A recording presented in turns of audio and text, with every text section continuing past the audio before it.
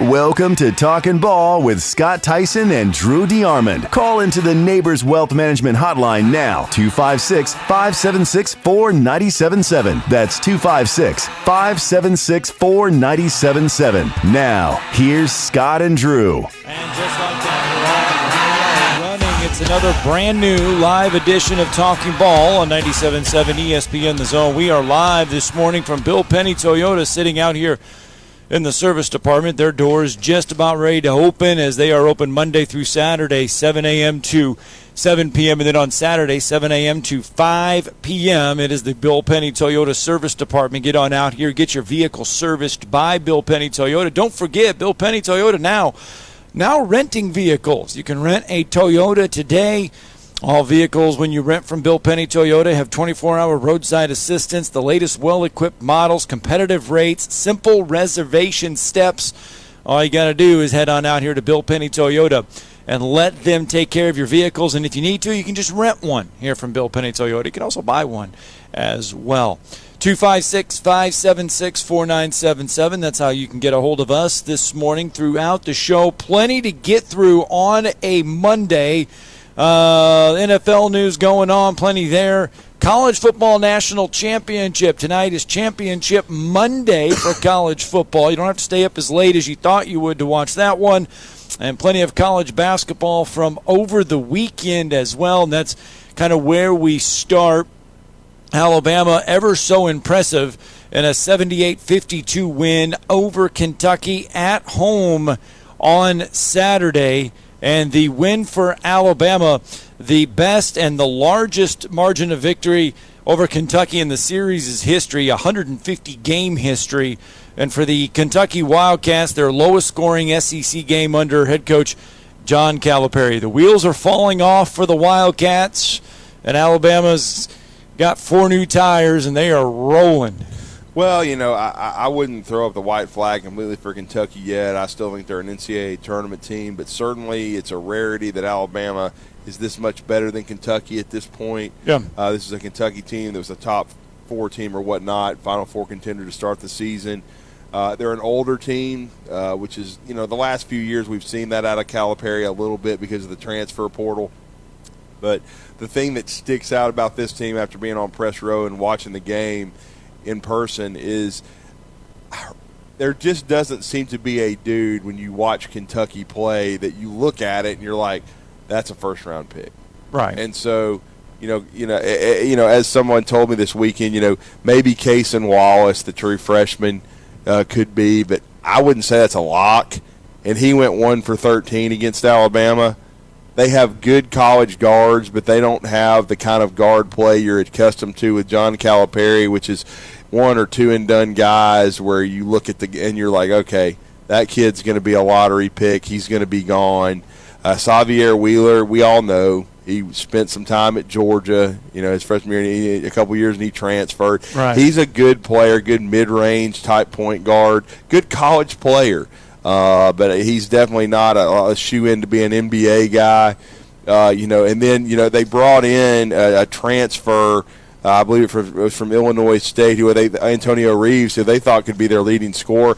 He's a good player and had a pretty good game against Alabama, but, you know, he's still not a lights-out pro that you're used to seeing. Shibwe, the reigning national, player of the year, the rebounding machine, is a really good college big.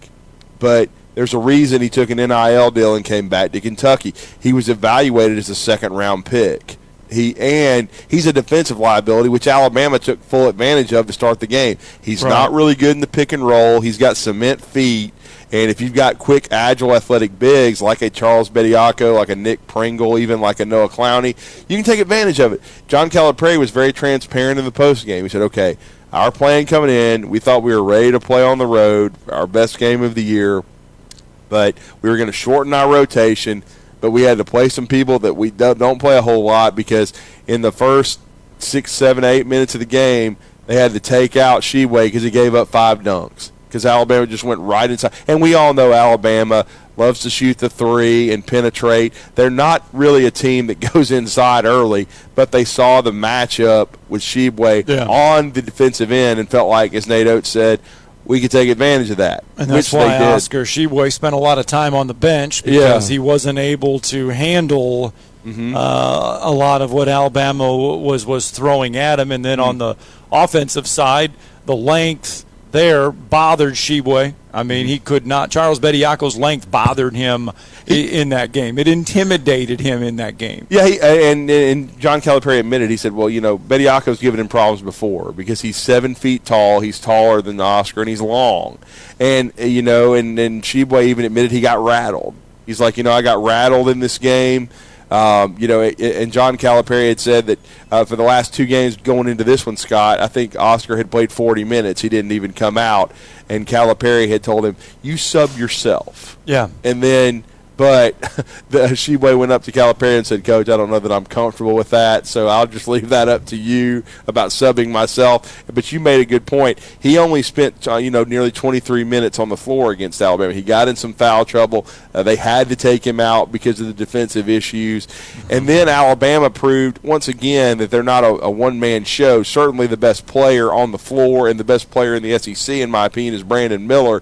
But he didn't get off to a great start. He went 0 for 4. He didn't get rolling until, I guess maybe over 10 minutes into the game. He started manufacturing, and like Calipari said, they missed an assignment when he hit the first 3 he hit, and he ended up with 7 points at halftime. And then in the second half, he really started getting it going, and he ended up with 19. He ended up 7 of 15 from the floor, a pretty good percentage there. And then Alabama had a balanced attack. Mark Sears was really good. He won the hard hat. He was very aggressive. Oates called it his best defensive game of the year. And Javon Quinterly coming off the bench. He scored his 1,000th point, and he had 12. He did a nice job attacking the rim. And with Javon, I've always seen this as the key for him. He plays well when he attacks the rim first and then shoots the threes. If he gets 3 happy and not, using his ability to get to the rim and either set up his teammates or finish himself, if he gets too dependent on it, then sometimes he can get out of rhythm. But I thought he was in a really good rhythm offensively, and I thought Alabama had a balanced attack, and I thought once again Jaden Bradley was a key, and I asked Nate Oates about him because he reminds me of Terry Connor from the 87 Alabama team. Not a great shooter, but he understands how to play. He understands that his job is not to score. It's to run the team, and I thought he came out with a great temperament.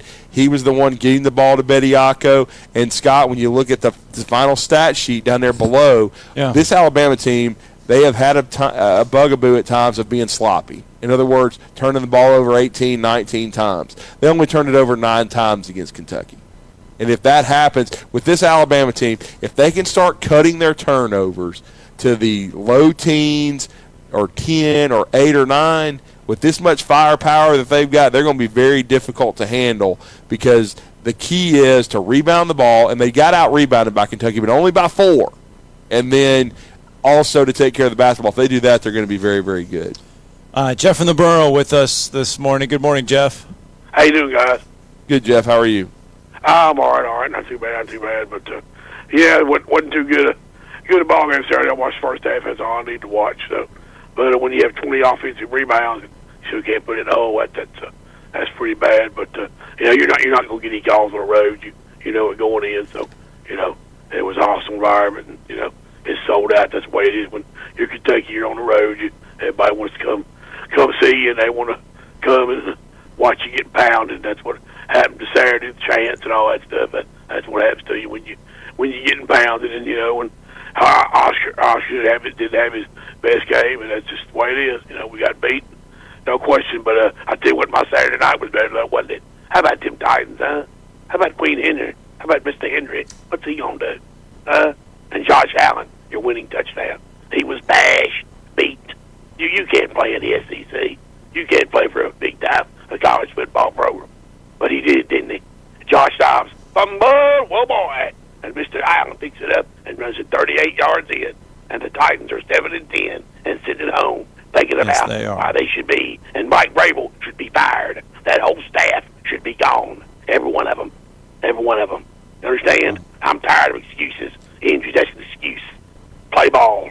And Scott, let me tell you something. The NFL is right. We're not moving back to playoffs. We're not doing nothing with it, Dave. They're doing wonderful. Goodell's doing wonderful, and I love it. Okay? We're not going to move it back. We're not moving it up or nothing. We're doing fine. So the NFL's fine. We're not moving nothing. I'm not worried about the Bills or anything else. They played yesterday. They're going to do wonderful, and they're going to do fine. But Alabama, yeah, they was a better team Saturday. No doubt about it. They beat us, no doubt. Yep. But, and Calipari's not going anywhere. So I know you guys want him gone tomorrow, but he ain't going nowhere. So, you guys hang in there and have a good day. See you. All right, Jeff, talking about road. Just take this into perspective. Go ahead. Take this into perspective. Yeah. In 40-minute road games this year for Kentucky. Yeah. They trailed at UCLA 53-35 at one point. Right. They trailed at Missouri 51-38. They trailed at Gonzaga 39-21.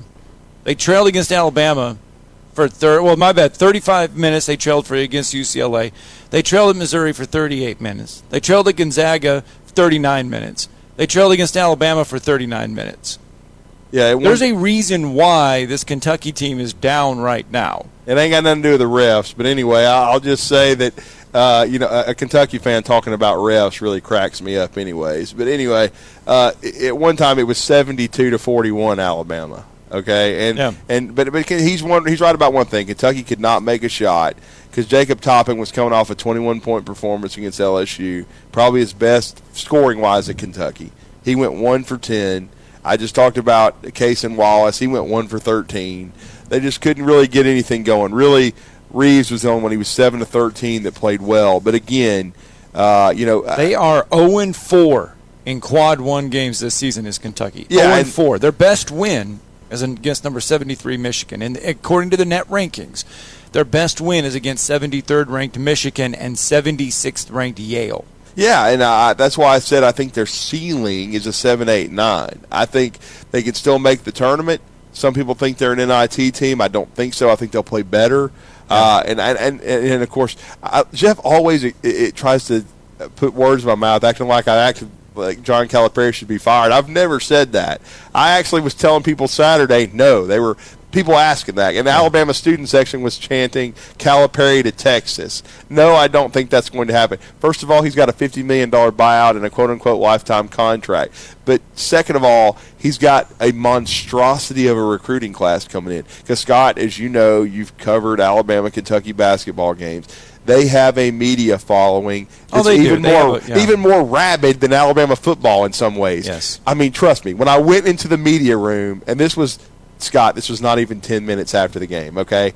You go in there, you can barely walk, okay? I slithered, and I'm not very small, so I had to try to get small, though. I ended up at the front of the room because there was no seats. Okay. Just kind of worked, yeah. I mean, there's all these Kentucky media people. Calipari comes in quickly, so I'm trying to slither and get to the front because he's already in there. He runs his own press conference.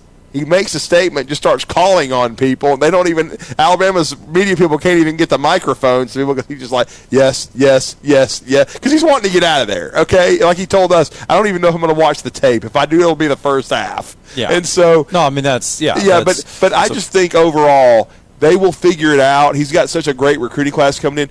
Everybody's like, with the recruits he's got coming in next year, a lot of these guys won't even play. Right. And so it'll be a completely different team. I think he'll be back. And then people started talking about Nate Oates to Texas. I don't think Oates will go to Texas. I think Alabama's going to pay him. It's going to be interesting to see what happens with that Chris Beard stuff now that he's gone. But I just think overall Cal will turn it around. But Kentucky basketball fans are rabid. They want to win. They want him to win another title. But this year I just don't think the team is good enough. All right, let's get that break in real fast. When we come back, we will talk Auburn, Arkansas. The Tigers are the big one at home on Saturday. Plus, we got to get you ready for the national championship game. It's National Championship Monday. 97.7 ESPN, The Zone.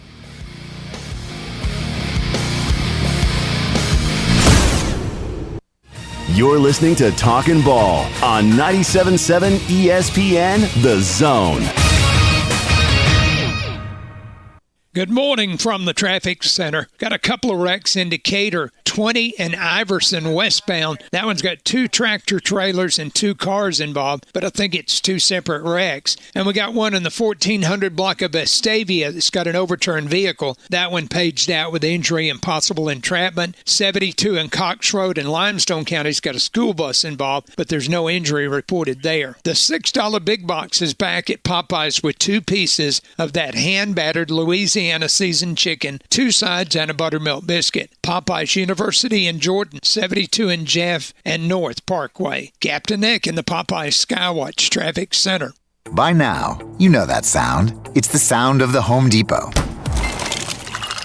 But what about those sounds? Those are the sounds of ice from LG's exclusive slow-melting craft ice for better-tasting drinks, making this the sound of savings on top brand appliances. The Home Depot. How doers get more done. Final days get up to 25% off plus 750 instant savings on select LG appliances through July 13th. Valid June 22nd through July 13th, U.S. only. Gas range extra. See store for details.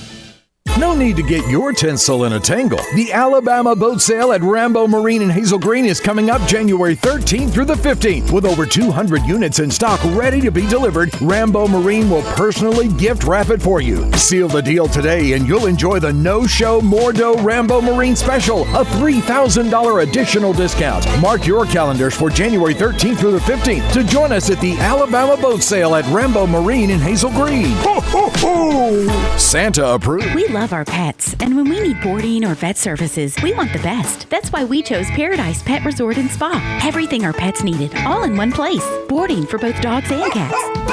Doggy daycare, grooming and spa services, web cameras, and top-notch vet care, too. It's a true Paradise Pet Resort for your furry friends, serving all of North Alabama. Find out everything you need to know and book services online at ParadisePetResortandSpa.com. Located in Madison, just off 565 at Wall Triana, behind Cracker Barrel. Rambo Marine in Hazel Green is your one-stop shop for all things boating. Whether you are ready to surf with the newest Malibu wake boat or cruise on a Cobalt or Barletta pontoon, we have a boat ready for you and your family. Rambo Marine provides exceptional service second to none, so that you are ready to hit the water in no time. Stop by Rambo Marine today. We know boats. Not looking or feeling your best? No energy for the things you like to do? Ready to look and feel younger? Make your appointment at Advanced Life Clinic, one of the region's foremost destinations for patients interested in looking and feeling their best. Specializing in advanced laser treatments and weight loss, male and female rejuvenation to offset the effects of aging, and more. See how Advanced Life Clinic can help you enjoy your life again. Call 256-882-6555 or log on at advancedlifeclinic.com.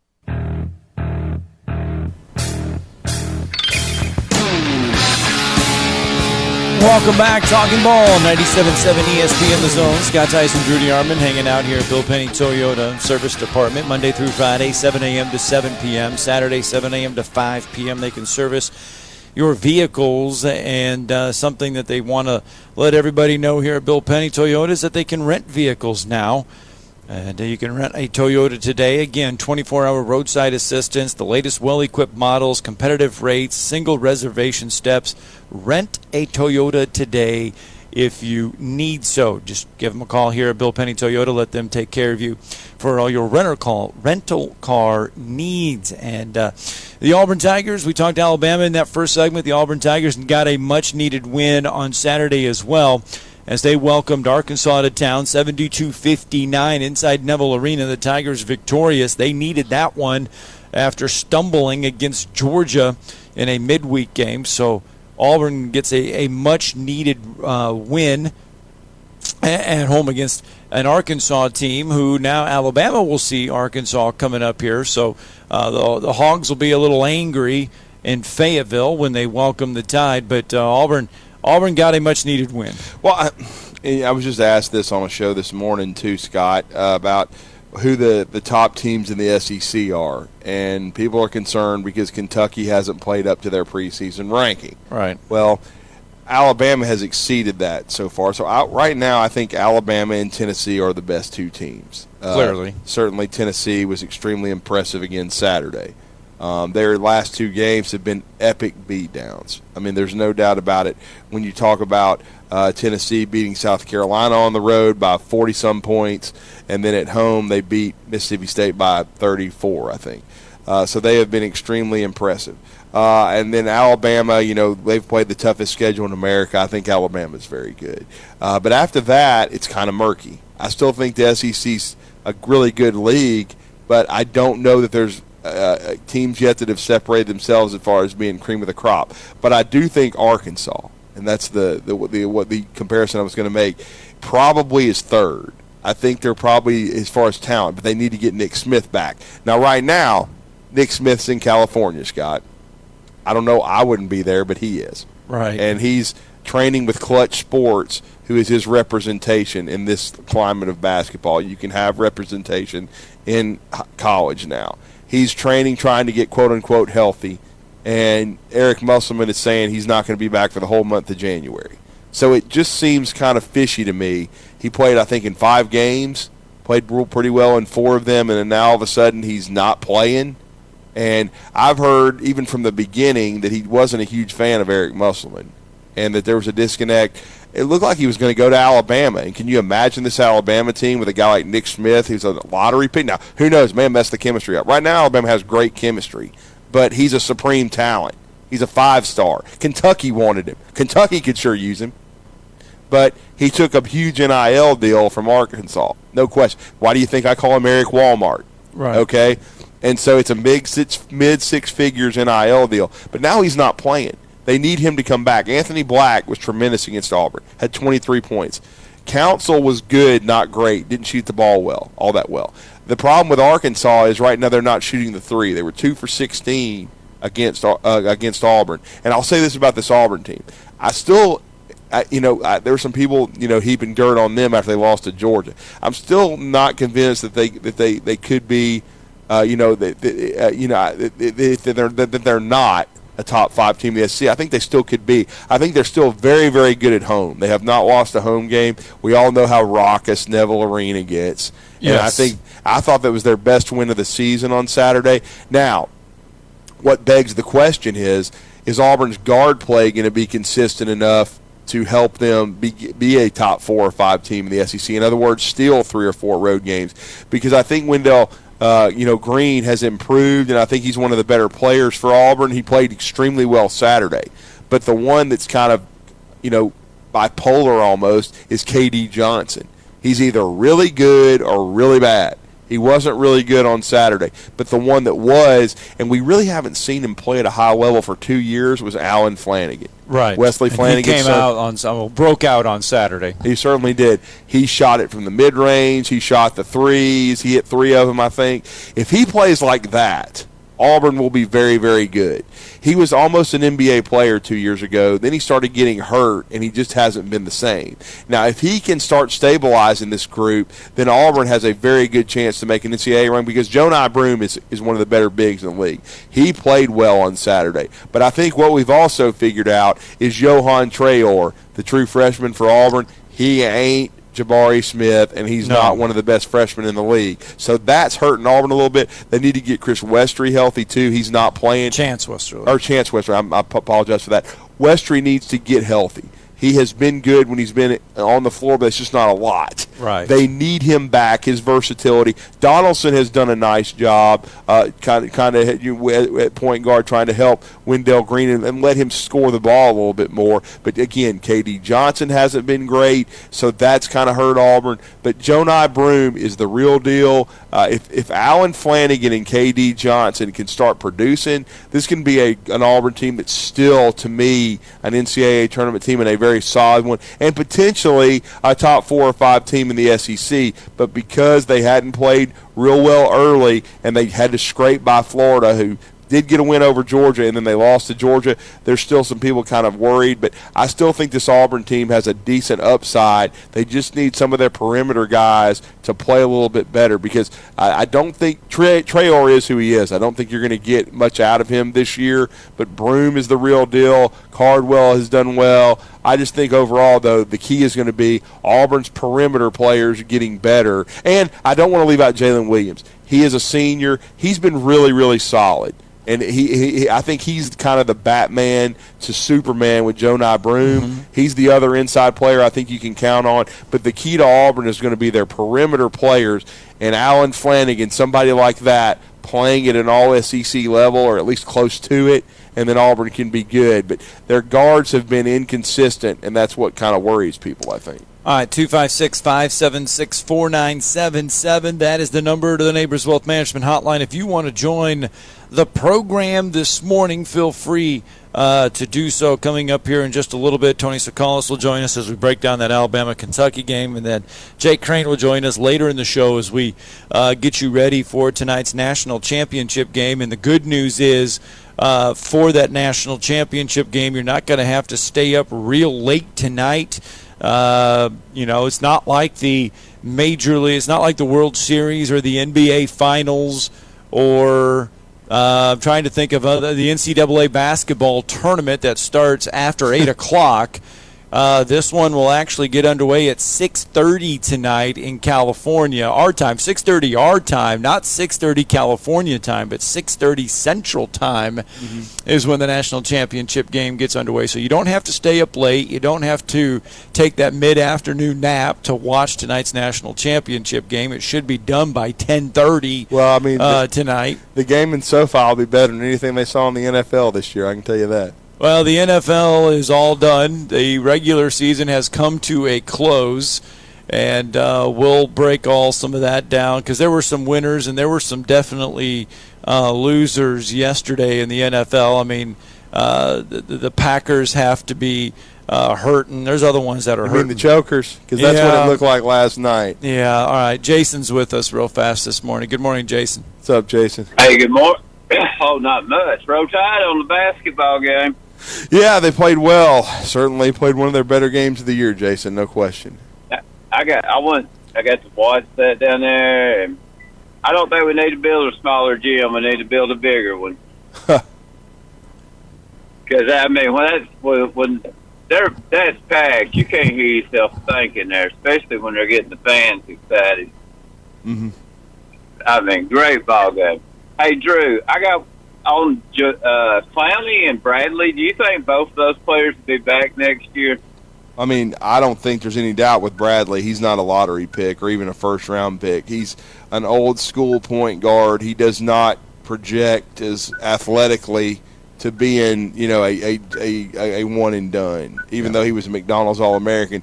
He's a great player, but he's a different kind of player. Clowney, we will see. He was not on the radar to start the season. Now, he is now because he has been much better than people anticipated as far as further along as a player. Now, he only had 8 Saturday. He didn't have a monstrosity of a game. Personally, I think he needs 2 years. But,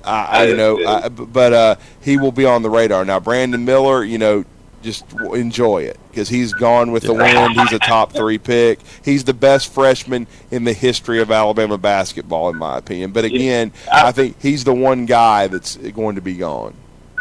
Yeah, well, I was getting at, if you got Bradley and Clowney coming back next year, we're not going to miss the thing, I don't believe. It's just, it'll be a 2-year in a row for Alabama to have a good basketball team. That's unusual.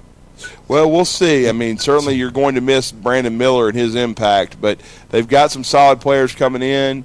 I think they're trying to stack recruiting classes, but I think this team is special. This Alabama team, it's very deep, and you have a guy like Brandon Miller with a special temperament who has the ability to take over a game, but he doesn't have to. All right, Jason, thanks for the phone call, bud. We got to get to a break because when we come back, Tony Sakalas has got to join the show. We'll continue breaking down Alabama, Kentucky when we return right after this break, live from Bill Penny Toyota.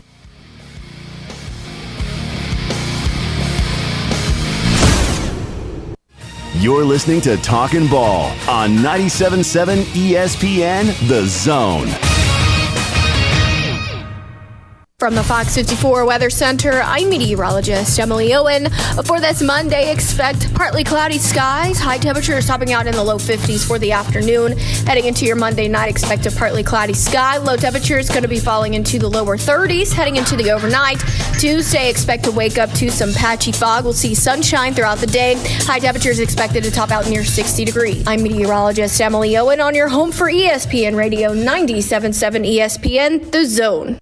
That pursuit in Madison County's made its way over to Winchester Road and now has worked its way all the way up into Franklin County, Tennessee. So I don't have anything updated on that one as to the reason they were chasing, but still in pursuit at this point. Got westbound on Highway 20 near Iverson Boulevard in Decatur. 2 different wrecks there, 2 tractor trailers involved. 1400 block of Vestavia in Decatur had an overturned vehicle. That one had injury and possible entrapment. And they're working to clear one in Limestone County, 72 and Cox Road. That one had westbound blockage with a bus involved. D&L Refrigeration repairs heating and air conditioning units for homes and businesses. D&L 256-652-1207. State license 08091. Captain Nick in the 72 and Jeff, Popeye Skywatch Traffic Center. Specializing in simple and affordable rentals, McCurry Van and Car Rental can make sure you have just the right vehicle for your next family vacation, weekend getaway, or if you just need transportation while your vehicle is being repaired. McCurry carries Ford Transit vans and Mercedes Sprinter vans, trucks and work vans, and more. And they offer discounted rental rates for long-term rentals. Now with 4 locations: Athens, Muscle Shoals, Coleman, and Huntsville. Log on McCurryRentals.com to make your reservation now. That's McCurryRentals.com. The kitchen is the heart of any home. It's where the family gathers. It's where kids discover old recipes and make them their own. Just starting out or just now getting started on the dream kitchen you've always wanted? I'm Chris Haygood, and from all of us here at Bob Wallace Appliance to the home builders and the homeowners of the Huntsville area, a heartfelt thank you for buying local. We're in Huntsville, Florence, and Coleman, and online at bobwallaceappliance.com. Progressive presents Married to Your Home. I'm such a screw-up. What? House? Why would you talk like that? How are you even with a house without a walk-in closet? Stop. You have more than enough storage. Oh yeah, and the unfinished basement. Gross. We'll finish it eventually. Together. No matter how much you already love your house, you'll love it more knowing you could save big bundling your home and auto with Progressive. Coverage from Progressive Casualty Insurance Company, affiliates, and third-party insurers. Bundle discount not available in all states or situations. Welcome back. Stan McDonald from the Stanton Law Firm. I had lunch with Lewis just recently and with a client of ours, a mutual client, and great to hear all the good things going on at the Stanton Law Firm. Thank you, Wes. The Stanton Law Firm, as you know, we've discussed before, we're dirt lawyers. We do a lot of real estate, litigation and closing. And yes, my son Lewis McDonald enjoyed meeting you a couple of weeks ago, and a couple of your friends. He is, as you know, he's opened up a commercial closing division. So he's really helping a lot of people who are trying to close, buy, or sell on their commercial property. And he can't be in this community doing business without knowing Wes neighbors. I don't know about that, but it sure was getting to meet another McDonald and talking a little bit about his grandfather, Coach Dye, and right, the different things. It was a lot of fun. Well, your listeners are really going to enjoy meeting Lewis and you in this community. And like I said, at Jacob Title or the Stanton Law Firm, we close business. We do some good commercial closings, residential closings. We appreciate being part of your show.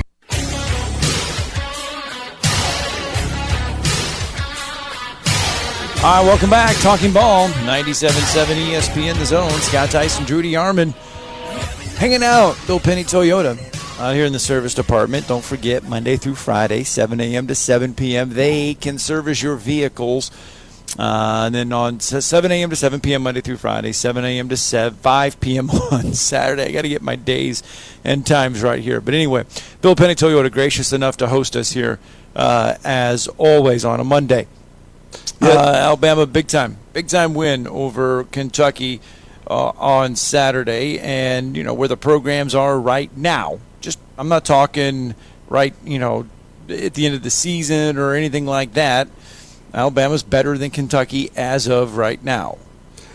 They are. I mean, and that's been pretty stunning. I know Alabama had some, big time expectations going in, but I think Alabama's been even better than anybody could have hoped so far. Now, again, it's still early. You're only 3 games in, but I think the landscape has changed, no question about it.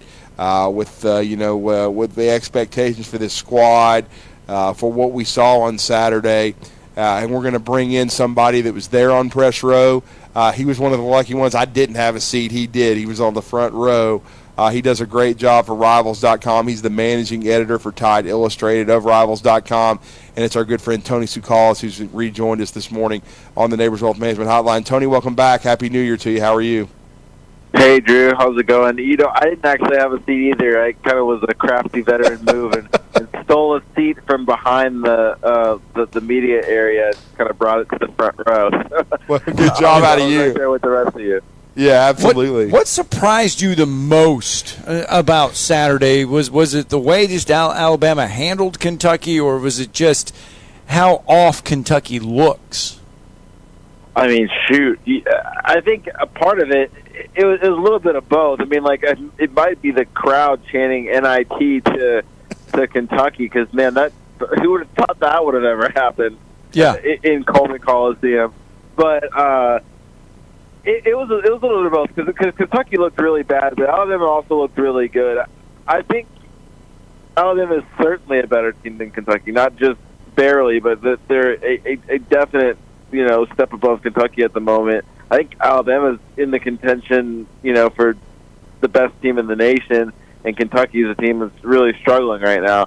Talent-wise, they might be on the same plane, but, in terms of what they've been able to do, it's been night and day.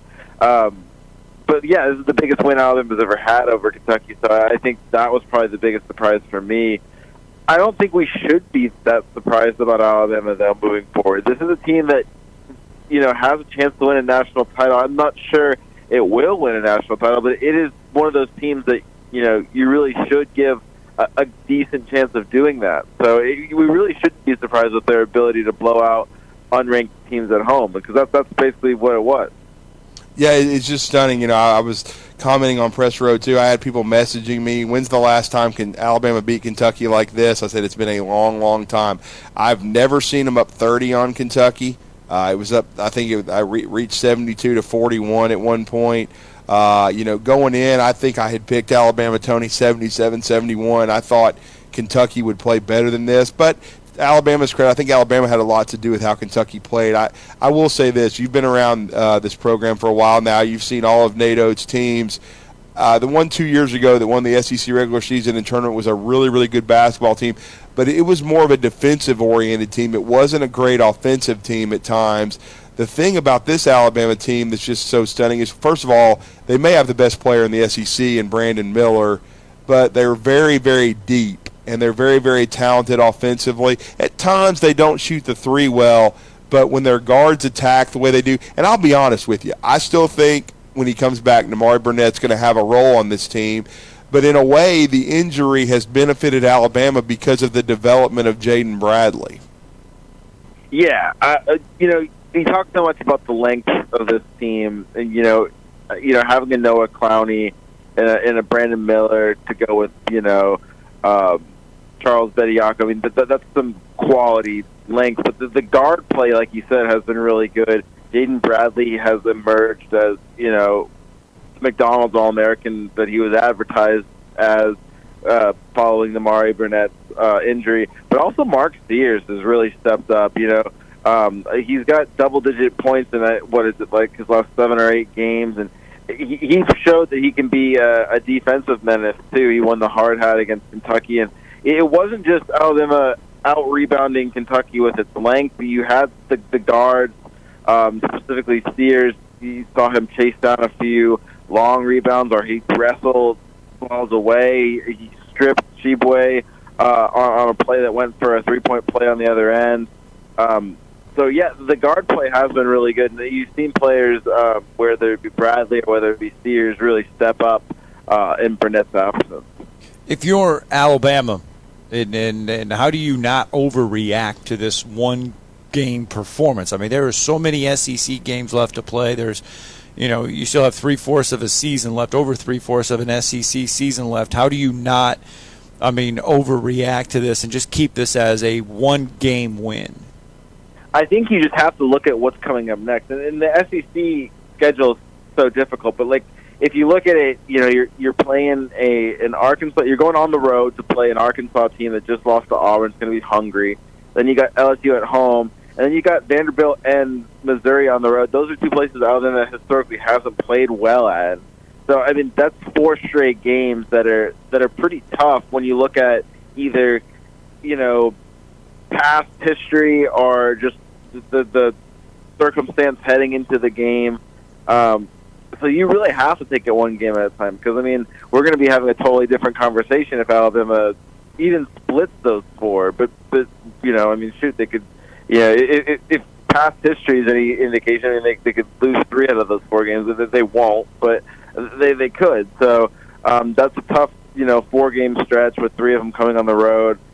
I think just you almost have to take things one game at a time in the SEC, because it's a top conference this year, and that begins on Wednesday against Arkansas. Yeah, it really will. It's that's going to be a tough one. Certainly, Nick Smith being out is a benefit to Alabama, and this Arkansas team has struggled to shoot the 3. They went 2 for 16, Tony, at Auburn. Anthony Black was tremendous, but again, they have not been able to get consistent scoring except from him and maybe Ricky Council. So it's going to be a really interesting matchup, but certainly Alabama has struggled at Arkansas in the past. And the interesting thing is, I would say there's probably less bad blood between Alabama and Auburn's basketball coaching staffs than there is between Arkansas and Alabama. Oh, yeah, definitely. And I mean,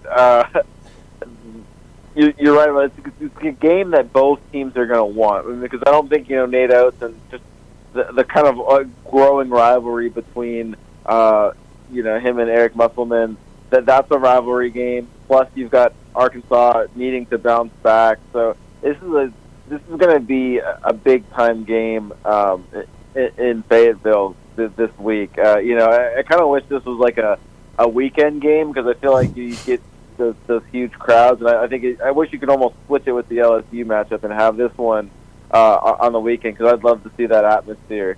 It probably might give some people a chance to get out there, but I think this is a huge matchup, and it's going to be like a high intense game that both teams are really gearing for. I'm excited. This is one of the games so far that I'm really eager to see. How does Alabama match up with Arkansas? I mean, obviously, I think Alabama's length matched up very, very well with Kentucky, but does that match up well with Arkansas?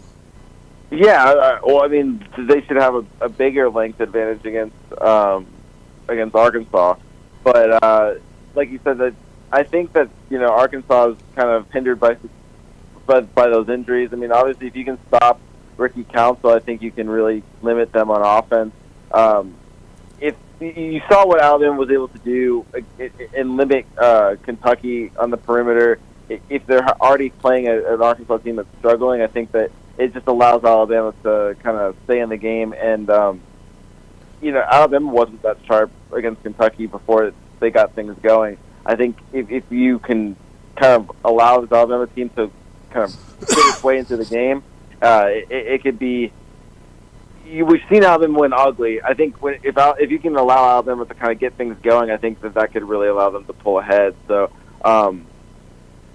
I like the way that they match up against Arkansas. It's just so hard to win on the road in the SEC that it's not going to be an easy game no matter how well they match up. Yeah, it wasn't against Mississippi State, that's for sure. Alabama pulled away late. Tony, before we let you go, though, I'd be remiss if I didn't get your thoughts on Alabama wrapping up an up and down football season. I know that sounds weird to say, going 11-2, but it was an interesting journey for this team. A lot of expectations. They didn't get to the playoff. We're going to watch the national championship game tonight. A lot of people thought Alabama would be playing in that. They're not. Where do you see Nick Saban's program at right now? I still say, especially after what we call the Black Monday in the NFL, we're going to see Bill O'Brien move on back to the National Football League. But there's a lot of buzz about Pete Golding. Going to be an interesting offseason. It is going to be an interesting offseason, and I think those two moves, how Alabama ends up in coaching staff, will be interesting to see how it plays out. But it'll also be interesting to see the situation behind center, because I think this Alabama team will have the talent to compete for a title if it can figure out that quarterback battle. But you've got to kind of figure out what you got there. Is it going to be Jalen Miller or is it going to be Ty Simpson? I don't think that they're going to bring in a portal quarterback, so I think you're sitting with what you've got between those two guys. But that's going to be the big storyline of the offseason, is just how those two guys play out. So, I'm interested in that. I'm interested to see how they address the portal themselves. They've been kind of slow to the transfer portal, but I think once you see some offensive linemen kind of pop in, maybe that happens more closer in the spring. I think Alabama is obviously going to look to add a couple offensive linemen. They've been interested in defensive linemen at the moment, so let's just see what they do in terms of the transfer portal. But like you said, those coordinators, how that shakes out, that'll be interesting. Alabama should have the talent to win next season, but it's going to depend on a few things playing out over the next few months, and it'll be interesting to see how that all kind of sorts itself out. Well, there should be a lot of conversation on Tide Illustrated, part of Rivals.com. Again, congratulations on that move with you guys and you, the managing editor there. This is Tony Sakalas. Let everybody know how to connect with your work and what you guys have going on. Yeah, definitely check us out at Tide Illustrated. We've got a great site. It's not just me. It's James Benedetto. It's Brandon Howard. It's Russell Johnson. So it's a lot of great guys. We have, team coverage. We'll have football and basketball coverage, plus obviously recruiting coverage. We've got a great message board in the Champions Lounge where people can just talk, kind of like the discussions we've had today. That's constant over there. Great group of guys. So give us a chance. It's Tide Illustrated. You can follow us at Tide Illustrated on Twitter, or you can follow me at Tony_Sukalas on Twitter as well. Thank you, sir. Thanks, Tony. Yeah, thanks for having me on, guys. Let's get that break in. Talking Ball going to continue from Bill Penny Toyota coming up next.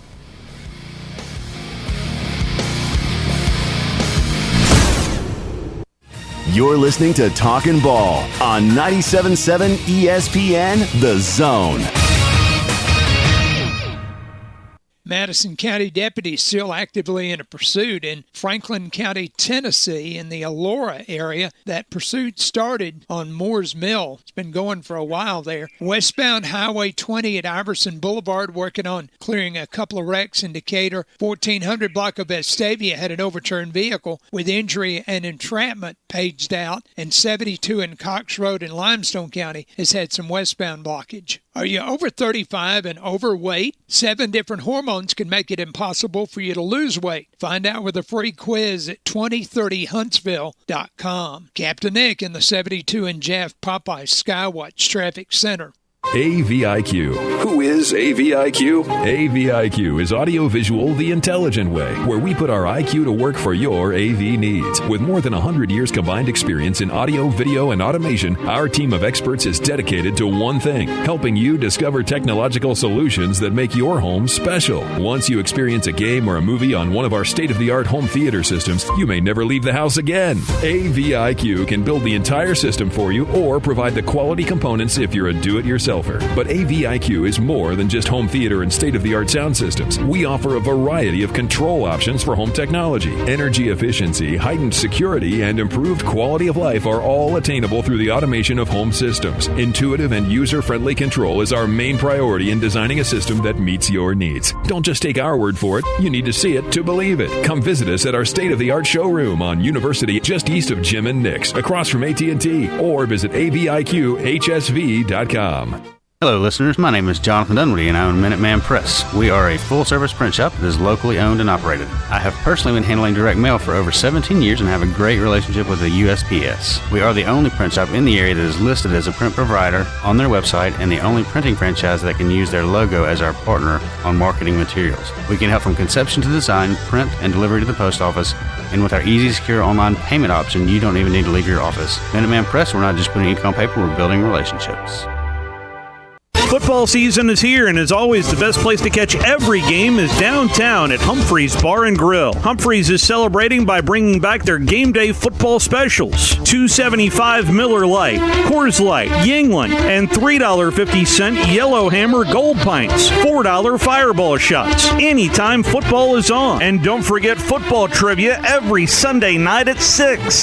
The best place to catch all the games all season long is downtown at Humphrey's Bar and Grill. You've got to experience Toyotathon at Bill Penny Toyota. They've got the selection with over 700 new Toyotas to choose from. And they've got the extras with Bill Penny perks and a 10-year unlimited warranty. So get on over to Bill Penny Toyota today and experience Toyotathon. Bill Penny Toyota in Huntsville and online at BillPennyToyota.com. Bill Penny's Toyota 10-year unlimited warranty is valid through the 10th year of ownership. Valid on new vehicles only. See dealer for details. Chapman Commercial Realty, your source for Alabama commercial real estate. Chapman Commercial Realty has the experience and expertise you're looking for when making commercial real estate decisions. If it's office space, retail space, investment property, or project development, Chapman Commercial Realty is your answer. Call Bill Chapman today at 256-656-8413. That's 256-656-8413. Or find them online at chapmancommercialrealty.com. Welcome back, Talking Ball, 97.7 ESPN The Zone. Scott Tyson, Drew DeArmond, welcome back in. And indeed, tonight is the night. Tonight is Championship Monday for college football. We will crown a national champion this evening. It will either be Georgia winning their second straight national championship, or it's going to be TCU winning their first since 1938. That is what's at stake tonight. And in case you want to know a little bit more, Georgia boasts more five-star recruits on its current roster, 15, than any other team in America, and more than the entire Big 12 Conference. The Big 12 Conference has 11 five-star recruits on their rosters. Georgia's won 32 of the past 33 games, few of them close. In the past 2 seasons alone, has already beaten each of the other 5 schools that have appeared in the college football championship game: Alabama, Clemson, LSU, Ohio State, and Oregon. Mm-hmm. The Bulldogs touched down in L.A. A couple of days ago, as did TCU. Now, TCU, on the other hand, they come in a 12.5-point underdog. Gone down a point. If that does hold true, if Georgia wins by 12.5 or more, it would be the largest point spread ever covered in a BCS or college football championship game. Well, people forget, in 2018 when Alabama was undefeated and they were the favorite before Clemson whacked them, that even then I think Alabama was, a 7 or 8 point favorite. Yes. I don't even think it was 10. Yes. So, Georgia's as definitive a favorite as you can have in this game. I picked 38-20. I'm going to stick with it. We're going to have Jake Crane on to talk about it some too. I still think Georgia's going to cover that number, probably late. I think they're going to pull. You remember they pulled away from Alabama. We were there last year. We finally could feel our feet, by the middle of the first quarter. Yes. And it was 18-14 Alabama going into the fourth quarter, but then it was all dogs. It ended up 33, 18 or whatever. Georgia pulled away. I still think that's probably what's going to happen tonight. I respect TCU, but just to tell you how crazy this environment is and what's going on in college football and why I told you they need to change the calendar. I mean, TCU, you made the comparison with the 5-star recruits that are not even in the Big 12, not just at TCU. No. But that are on the roster at Georgia. Right. TCU, since their college football playoff run began, has taken 3 transfers from Alabama. Tommy Brockermeyer, a former 5-star offensive tackle, 4-star JoJo Earl, slot receiver, punt returner, and then another former 5-star, Trey Sanders, the running back, just went to TCU. So that's what makes this so interesting. TCU has done this with a first-year head coach. You've already brought it up on the show last week, who at one time was one of the top young coaches in the country when he was at Louisiana Tech, and then he moved on to Cal Berkeley, and it was an not an unmitigated disaster, but he wasn't winning big. It was disappointing considering where he was coming out of Louisiana Tech. Which is why he left for SMU. He went back home, so to speak, because he went back to a group of 5 where he reinvented himself. And he's from Texas. His dad, Spike Dykes, was at Texas Tech. That's his home. Yes. So he left the West Coast and got away from the Pac-12 and went back to kind of jumpstart his career at SMU. And SMU, we all know what they've gone through since the mid-'80s, where they had to give themselves the death penalty.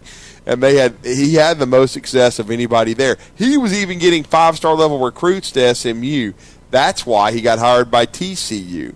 And so he went in there, but I mean, as he put it, I watched a little bit of his press conference. They had these press conferences off the plane. They had media day on Saturday as well. They had media day later, Yep. but these two coaches, they get in front. They're on the runway basically in front of a mic on the tarmac, And he just said, a lot of times you don't see a team pick to finish 7th in your conference in a national championship game. And that's basically what they were picked. Well, yeah. And all right. So let's get to Johnny on his cell real fast this morning. Good morning, Johnny. What's up?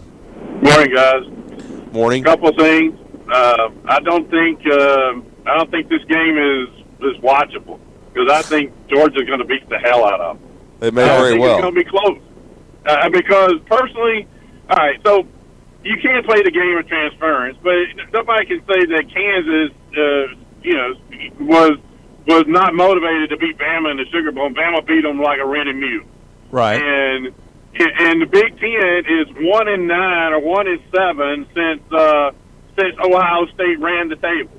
So I mean, you put the wrong conference with two teams in there in the playoffs. Obviously, Tennessee would have done what Bama would have done. I think either one, Bama or Tennessee, would be playing Georgia tonight if they'd have done the right thing in the committee. Because this is just the 3-3-5 will not hold up to Georgia. It will not. Georgia will impose their will, much like Alabama did in Cincinnati. TCU will be, congratulations. You beat a Michigan Big Ten team that probably didn't belong either. But they were undefeated, so what are you going to do about it? All I'm saying is once the freaking playoffs expand, you're going to eventually see, if they have the guts to put 4 SEC schools in there, you'll see an SEC Final Four. Because the talent that's in the SEC, 5-star, 4-star, it's concentrated in our conference. And we not only do we recruit it, we develop it. I mean, hell, Bama has 70 guys in the NFL. Georgia will be right behind them the way Kirby's printing them out now.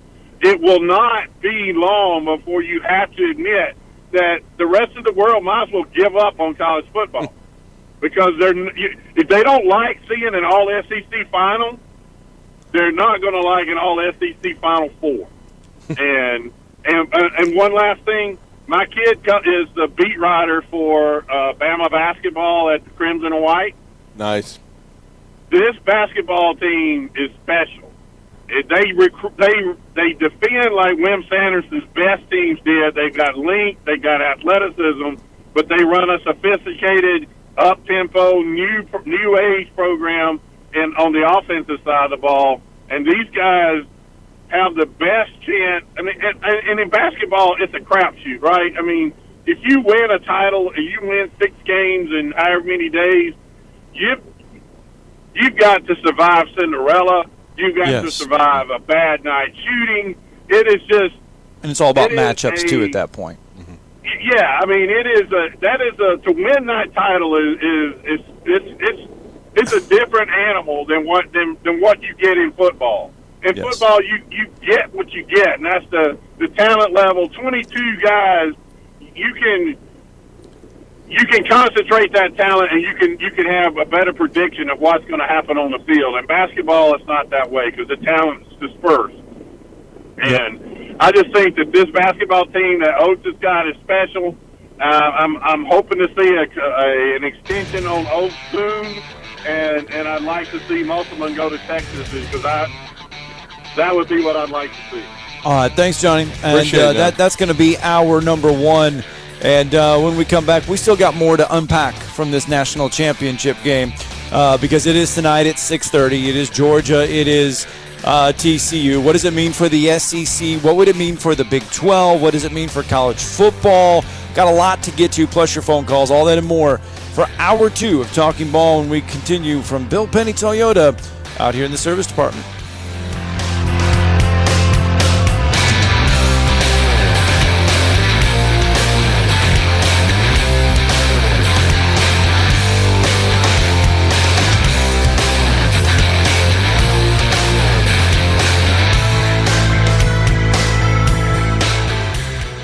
This is Brent Musburger's VSiN Action Update on 97.7 ESPN The Zone. Check out VSiN's catalog of original podcasts, daily and weekly programming to keep you in the know when you're on the go. Only at VSIN.com.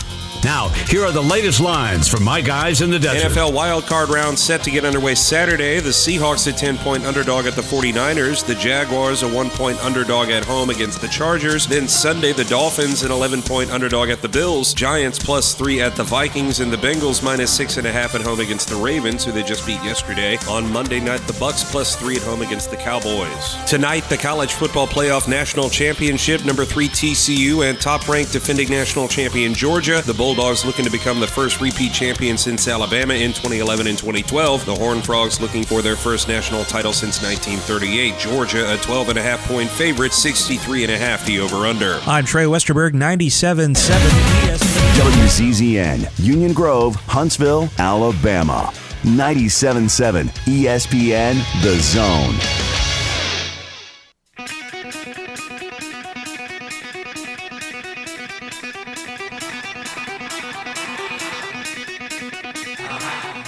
Welcome to Talkin' Ball with Scott Tyson and Drew DeArmond. Call into the Neighbors Wealth Management Hotline now, 256-576-4977. That's 256-576-4977. Now, here's Scott and Drew. It is hour 2 of Talking Ball, 97.7 ESPN The Zone. Scott Tyson, Drew DeArmond. We are live from Bill Penny Toyota out here in the service department, Monday through Friday, 7 a.m. to 7 p.m. And then on Saturday, 7 a.m. to 5 p.m., they can service your vehicle here at Bill Penny Toyota.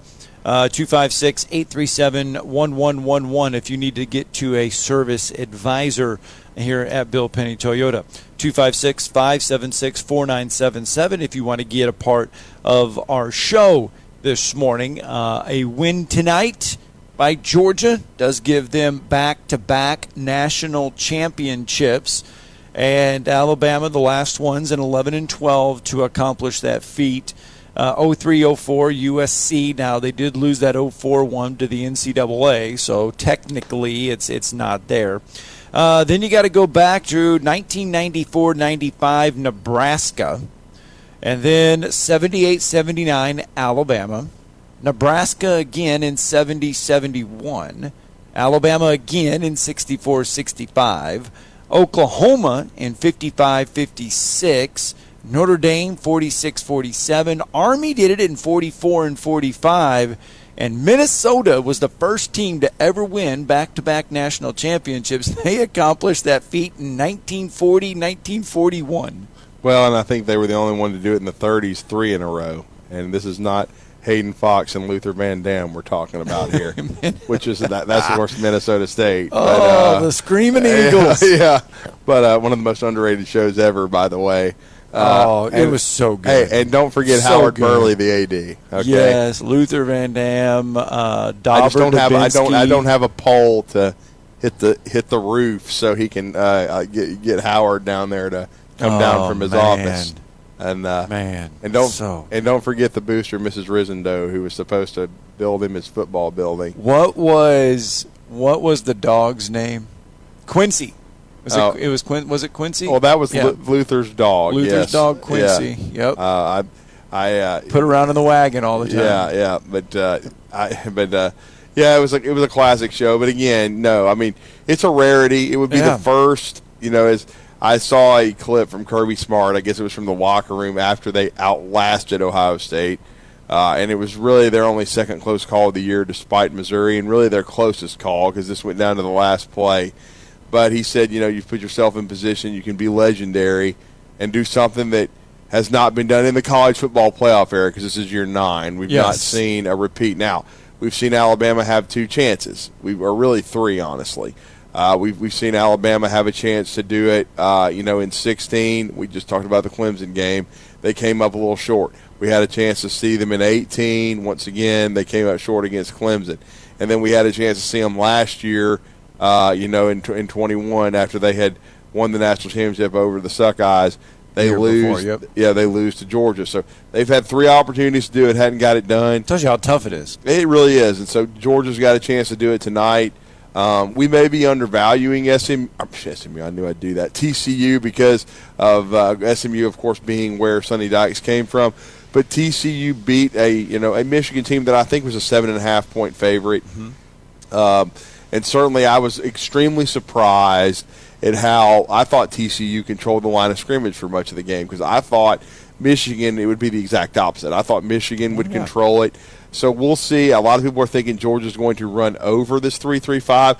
I remember, going following the pregame and the week of preparation and all these people, the talking heads and everything, talking about this game. I'm talking about the semifinals, and I remember hearing from the Michigan side that, well, they're going to get Michigan football. We're going to control the line of scrimmage with a 3-3-5. Well, they didn't.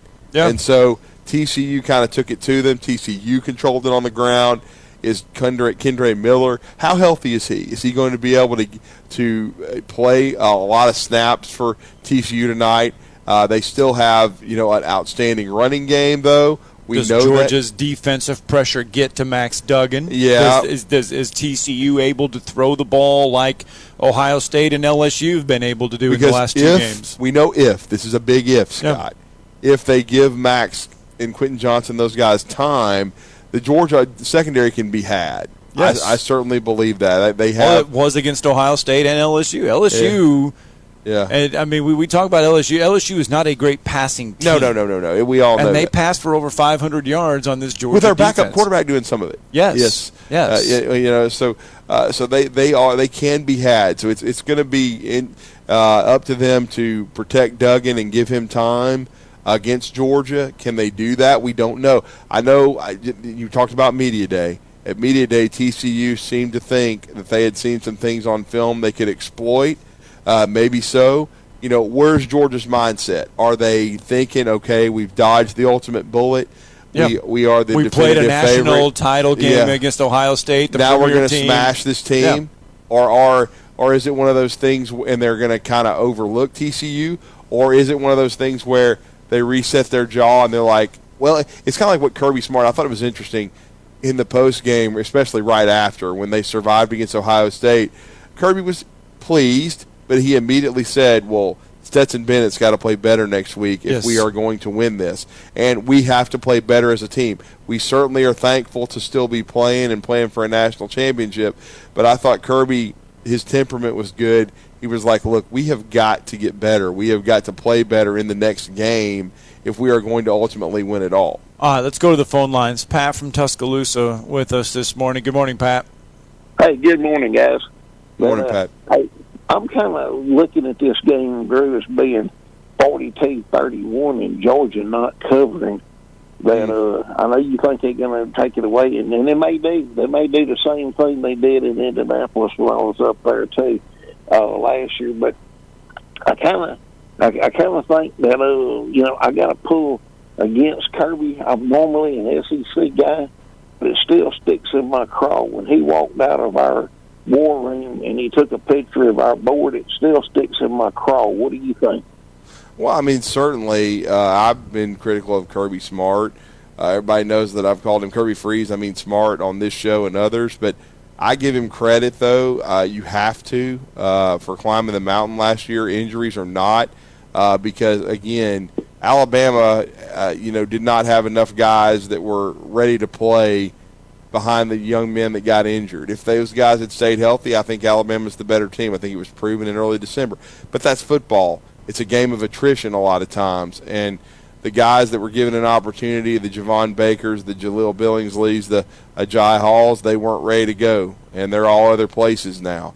And so if they had been, then perhaps they're still at Alabama, and Alabama wins back-to-back championships. I thought Ohio State, even though Marvin Harrison Jr. got hurt, that they had enough guys left still that we saw make plays against Georgia. I thought their head coach lost his nerve and mismanaged the end of the game. So it all plays into it, but I think Kirby's done a great job of keeping his team motivated, of replacing. I think they lost 15 draft picks last year, Pat. So, certainly it sticks in my craw the way he left. But, again, I still think he has respect for Coach Saban. He's pretty much tried to replicate everything that they did at Alabama over at Georgia. The only thing I could say that he does a little bit more of that probably Nick Saban needs to maybe self-scout and start doing, and maybe he will going forward, is I think he plays more guys. Talking about Kirby, I think he plays more players and tries to get guys experience. But other than that, everything he's doing is pretty much that little tweaks offensively, like they're more tight end oriented. But that's because they recruited a freakazoid like Brock Bowers, who you've got to get the ball to. We'll see if Darnell Washington plays tonight. He's had the bad ankle, but certainly Kirby plays to his strengths. I think Todd Monken's done a great job. So I can't take too many shots right now. They're basically a carbon copy of Alabama. Alabama's done some things differently offensively, though. I will say, Pat, going forward in the future, I wouldn't be surprised if Alabama kind of went back to the future and started trying to get more physical on the lines of scrimmage like Georgia tries to play. So, again, I give credit to Georgia. I give credit to Kirby and what they've accomplished. They certainly are the standard right now, but I know Nick Saban is still hungry. I know he's going to make some changes on his coaching staff, because Georgia is the program you have to leap over. Even if TCU wins tonight, and I don't think that's beyond the realm of possibility. You never say never, but I still think Georgia's the most consistent program. But Alabama underachieved this year relatively, because nobody else could say that going 11-2 pretty much. But I think Alabama can reset itself, and they've got to get back to dominating the line of scrimmage inside and out on the offensive and defensive lines. And if they do that, then it's going to be Alabama and Georgia looking each other straight in the eye. I still think they're the two best teams in the country, but Georgia had a little bit easier schedule, stayed healthier, and did a better job of managing expectations this year than Alabama, Pat. All right, Pat, thanks for the phone call. We've got to move on here. Let's go to Mark from Huntsville real fast. Good morning, Mark. Morning, Mark. Hey, morning. I've called earlier, really already gave you my blowout prediction. I had it, probably 10 points more than you, Drew. I think it's one of those deals where we'll get to see, unfortunately, if you're a Bama fan, you're going to kind of see what we saw in the 11-12 year when you start to think, if you're a Georgia fan, that we've really now got the premier program, to beat the best, you got to beat the best, and they did that last year, and I got in trouble the other day when I got on this show, and from my family, they were like, "Man, you sound like you switched over to Georgia." I said, "No, I'm just trying to be a realist," and the reality is that Georgia has they've arrived. They're now sort of. I'm not saying that you take away from Alabama, but at the same time, now Alabama's got something to prove moving forward. So I guess tonight I just see Georgia starting out fast, and if they do that, if Georgia starts out fast, it can get ugly quick. Now, I think TCU's best way to win, in my view, is that if they get out to an early start, then I think whichever team does that, I guess where I'm coming from, has the best chance to win. I was going to ask you two, if y'all are comment on this, and I'll hang up and listen. If TCU, what do you believe in terms of TCU? If they both play their best, let's just say TCU plays their best, Georgia plays at their top, just the best. And I'm going to hang up and see if you two guys will comment on how's this game end if they both play with no turnovers and just play the very best football. And I hang up and listen. If there's no turnovers, Georgia wins by 12 or 13. I think they cover if there's no turnovers. I think it'd be, if you're talking about Georgia playing a really high-level game and TCU playing a high-level game, I would say it would be a 41-27 type Georgia win. That'd be 14. Maybe 45-27, anywhere from 14 to 18 points. I think Georgia wins comfortably. Now, if TCU wins, here's what has to happen. Stetson has to play poorly. Yep. He has to have, 2 or 3 interceptions, or Georgia fumble the football, have 3 or 4 turnovers. He can't go off script. He's got to. Stetson Bennett is good when he stays script. If he tries to do too much, tries to go against what the offense can do, that's when he gets in trouble. And then, he did against Ohio State at times. And then TCU at times did get pressure on Michigan. They're going to have to get pressure on Stetson. He's going to have to turn it over for TCU to have a chance. And then because Michigan, I think, was 5 turnovers? Yes. I think they ended up having. And 2 for touchdowns, 2 pick sixes. Yeah, 2 pick sixes. And still it was, 51-45. Mm-hmm. So I still think if Georgia turns it over 4 to 5 times, I still think that would be TCU's only path to victory. TCU would have to have one or less. They'd have to win it by +3 or +4, and then I think TCU could win maybe a 35-24 type game, but Georgia, or 35-31, but Georgia's going to have to be sloppy. All right, let's get a break in. When we come back, we'll go over what it means for the SEC if Georgia wins tonight, plus run down some NFL playoff situations going into the playoff weekend for the NFL as the regular season came to a close yesterday. It's Talking Ball live from Bill Penny Toyota.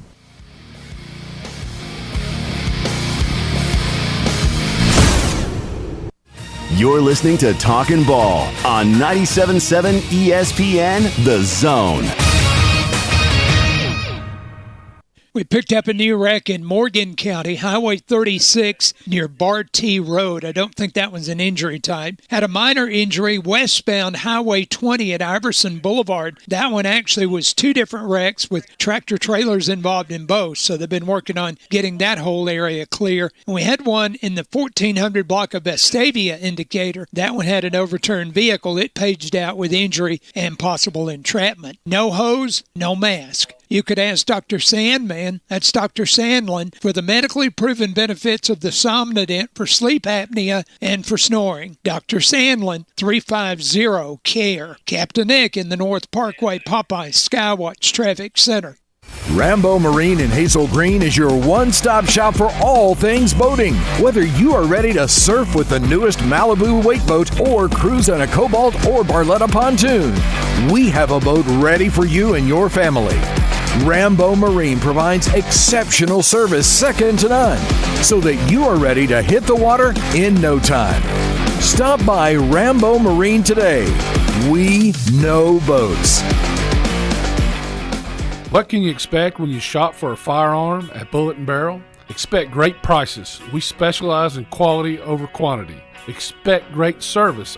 Our professional sales staff is never pushy. We won't talk you into something that doesn't fit your needs. You have the right to make a smart, informed decision. Expect Bullet & Barrel, Alabama's only 5-star indoor shooting range, to support you after the sale. Bullet & Barrel, 3252 Lehman Ferry Road. Like or follow us on Facebook. Come see us soon. This is Wes Neighbors with Phillip with Eagle Insulation, and we have an announcement to make.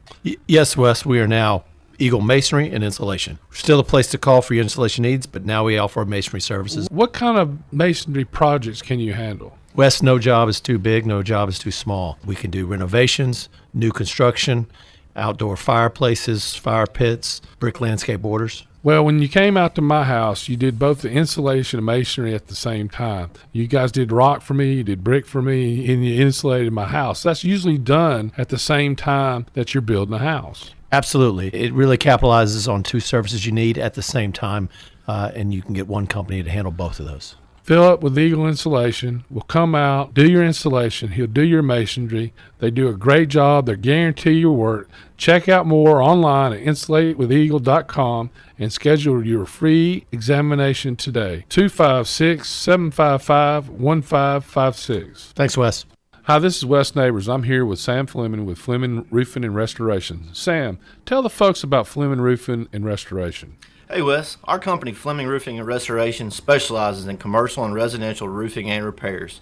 I'm a 5th generation Huntsvillian, and our family's been doing construction business in Huntsville area since 1965. Sam, what kind of roofs does Fleming Roofing and Restoration do? Our guys are skilled enough. We can come out and address any kind of leaks or issues you might have on your commercial, on your metal roofing, on your shingles. We can do anything, and we can offer you a solution to repair it, or we can replace it. Well, you guys also do insurance restoration. Our staff has 10 plus years of experience as insurance adjusters, and we really do know the inside and out of the claims process at Fleming Roofing and Restoration. Check out Fleming Roofing and Restoration online at FlemingHSV.com, or you can call or text them at 256-651-9440. Hey Wes, we show up.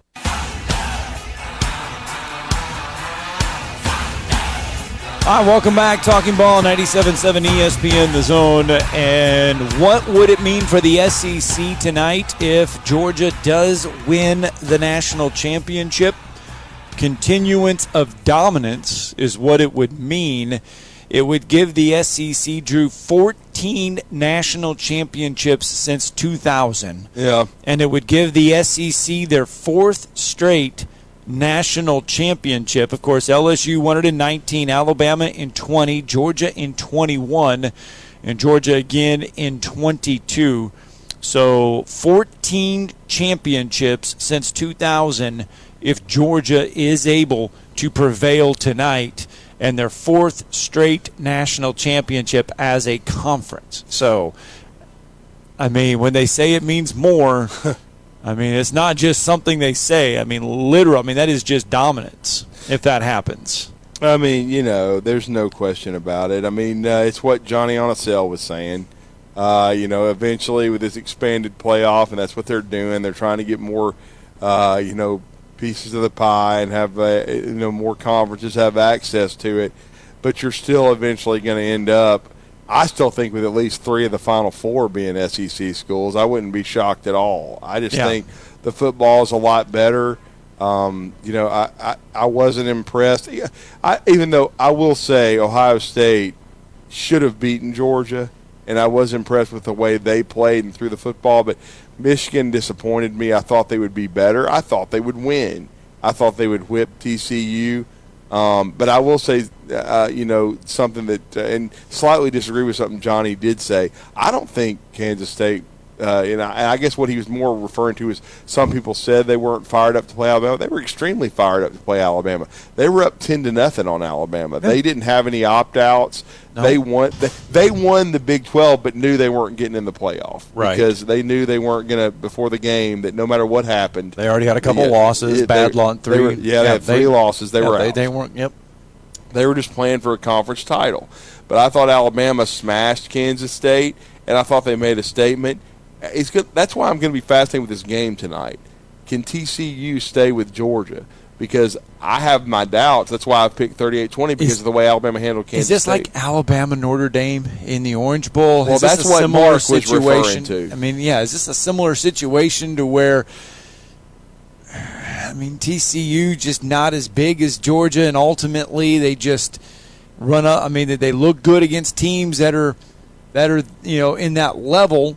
No disrespect to TCU. They are a good football team.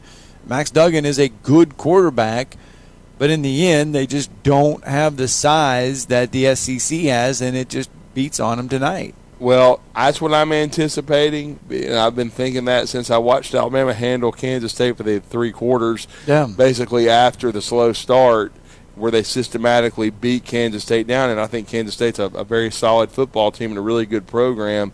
But I kept thinking to myself, what is Georgia going to do to TCU? I thought Michigan would handle TCU. Maybe we had the national championship game in the semifinals. Maybe that Georgia-Ohio State game. That's what I'm kind of anticipating happening because I just don't know if TCU can throw it as well as Ohio State, because Ohio State has a lot of high-level receivers. They've got a first-round quarterback. So, we'll see. This is going to fascinate me because, remember, this is also and he's really not an underdog anymore. He won a national championship last year. Right. But when you just follow Stetson Bennett's journey as a walk-on to becoming a starting quarterback at Georgia, you look at Max Duggan, he wasn't even supposed to be the starter for his team going into the season. So this is back-to-back years we've seen kind of underdog QBs bring their squads to national championship games. Last year, Stetson got it done, and now he can really go down in history if he can go back-to-back. But, if Duggan wins this, well, this is what it'll prove to me. If TCU wins this, first of all, it'd be the biggest upset in the college football playoff era of winning it. And it also means, and this is not shocking, that the Heisman Trophy was a farce, and they gave it to the wrong person. They gave it to somebody that can't beat Tulane. But by the way, I did not give him my number 1 vote.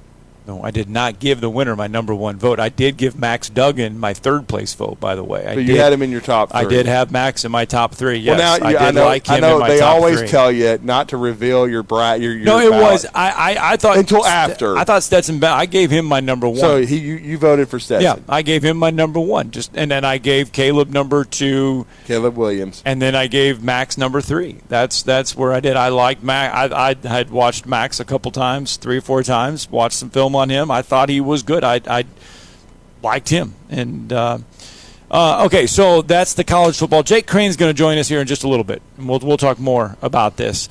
And we heard his great take on no tailgating in California. So now we're actually going to hear from him in person. The NFL season is over, and the National Football League playoffs will begin on Saturday. So here's how your super wild card. Now remember, because more teams get into the playoffs this year because of the expanded thing. So here's how your super wild card weekend will look, and it starts on Saturday. As the number 2 seed, San Francisco 49ers will take on the 7th seed Seattle Seahawks. That'll be your 3:30 game on Fox. And then at 7:15, 4th seed Jacksonville, who got by Tennessee over the weekend, so they get into the playoffs. They will welcome the 5th seed Los Angeles Chargers at 7:15. That'll be on NBC. On Sunday, you get 2 seed Buffalo welcoming 7th seed Miami. That'll be a noon kick on CBS. You then get 3 seed Minnesota welcoming the 6th seed New York Giants at 3:30 on Fox. And then you get 3rd seed Cincinnati welcoming 6th seed Baltimore on NBC. That'll be the night game at 7:15. And then to wrap up Super Wildcard Weekend on Monday, you get 4th seed Tampa Bay welcoming 5th seed Dallas. The Cowboys fell all the way down to a 5th seed with their loss yesterday. That'll be the 7:15 game on ESPN on Monday. So your seeds, Philadelphia gets the bye as the number 1 seed in the NFC, and Kansas City get the bye as the number 1 seed in the AFC. It's Kansas City, Buffalo, Cincinnati, Jacksonville, Chargers, Ravens, Dolphins, 1 through 7. On the national side, it's Philadelphia, San Francisco, Minnesota, Tampa Bay, Dallas, Giants, and Seahawks as your 1 through 7. Tampa Bay, the only team in the playoffs with a losing record at 8-9. Yeah, it's interesting, and basically, I think Tampa Bay was resting a lot of people. Yeah, they did. As the Giants did. I mean, the Giants didn't even try to compete with the Eagles. They tried a crazy onside kick and faked a punt and stuff, but, I mean, you could just tell they had no shot. I mean, they were resting. They played their 3rd quarterback, as a matter of fact. They didn't play their first 2 quarterbacks. They played Davis Webb, and I'm like, who? I mean, I was like, I had no idea. I mean, if you're in fantasy, you're like, what the hell? And so, which I'm not, but I mean, right. But they just basically gave themselves no chance. So it was just like, wow.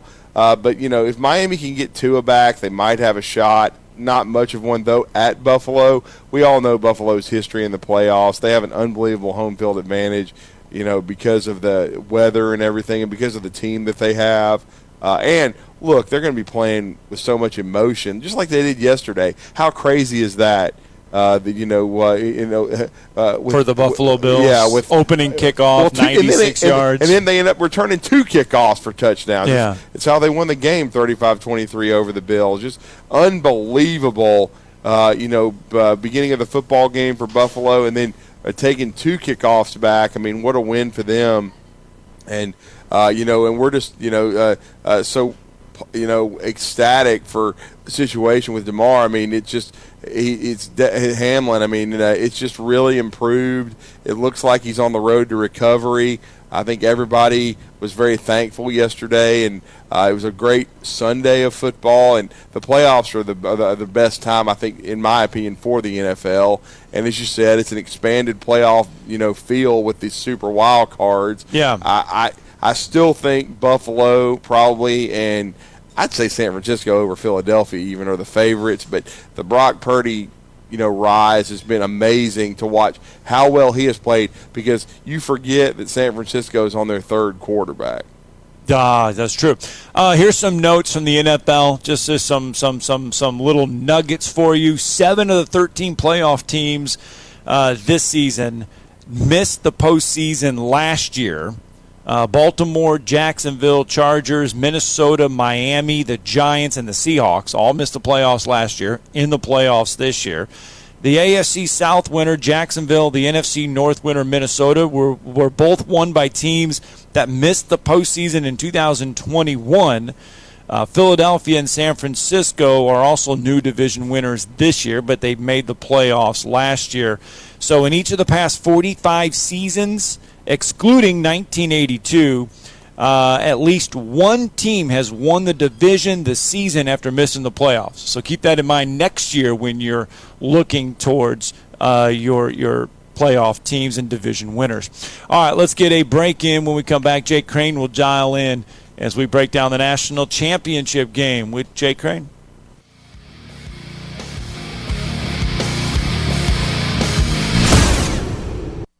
You're listening to Talkin' Ball on 97.7 ESPN The Zone.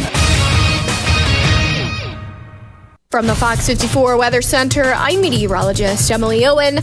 For this Monday, expect partly cloudy skies. High temperatures topping out in the low 50s for the afternoon.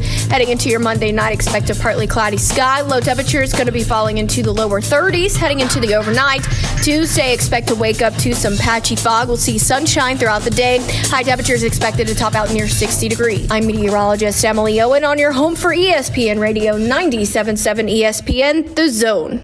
New wreck on Pulaski Pike at Kelly Cemetery. It's coming in as a no injury. 72 westbound on Chapman. That one reported as a no injury. Eastbound on Holmes west of the Parkway reported with an injury, but the first units on the scene are canceling Himsey there. 36 in Bartee in Morgan County. Nobody hurt. They just cleared Iverson Boulevard and Highway 20. That one was causing some big westbound problems. From routine care to heart failure, Dr. Randall Burns and the team at Huntsville Heart Specialist on Bob Wallace have the expertise to care for all matters of the heart. Captain Nick in the North Parkway Popeyes Skywatch Traffic Center. Specializing in simple and affordable rentals, McCurry Van and Car Rental can make sure you have just the right vehicle for your next family vacation, weekend getaway, or if you just need transportation while your vehicle is being repaired. McCurry carries Ford Transit vans and Mercedes Sprinter vans, trucks and work vans, and more. And they offer discounted rental rates for long-term rentals. Now with 4 locations: Athens, Muscle Shoals, Coleman, and Huntsville.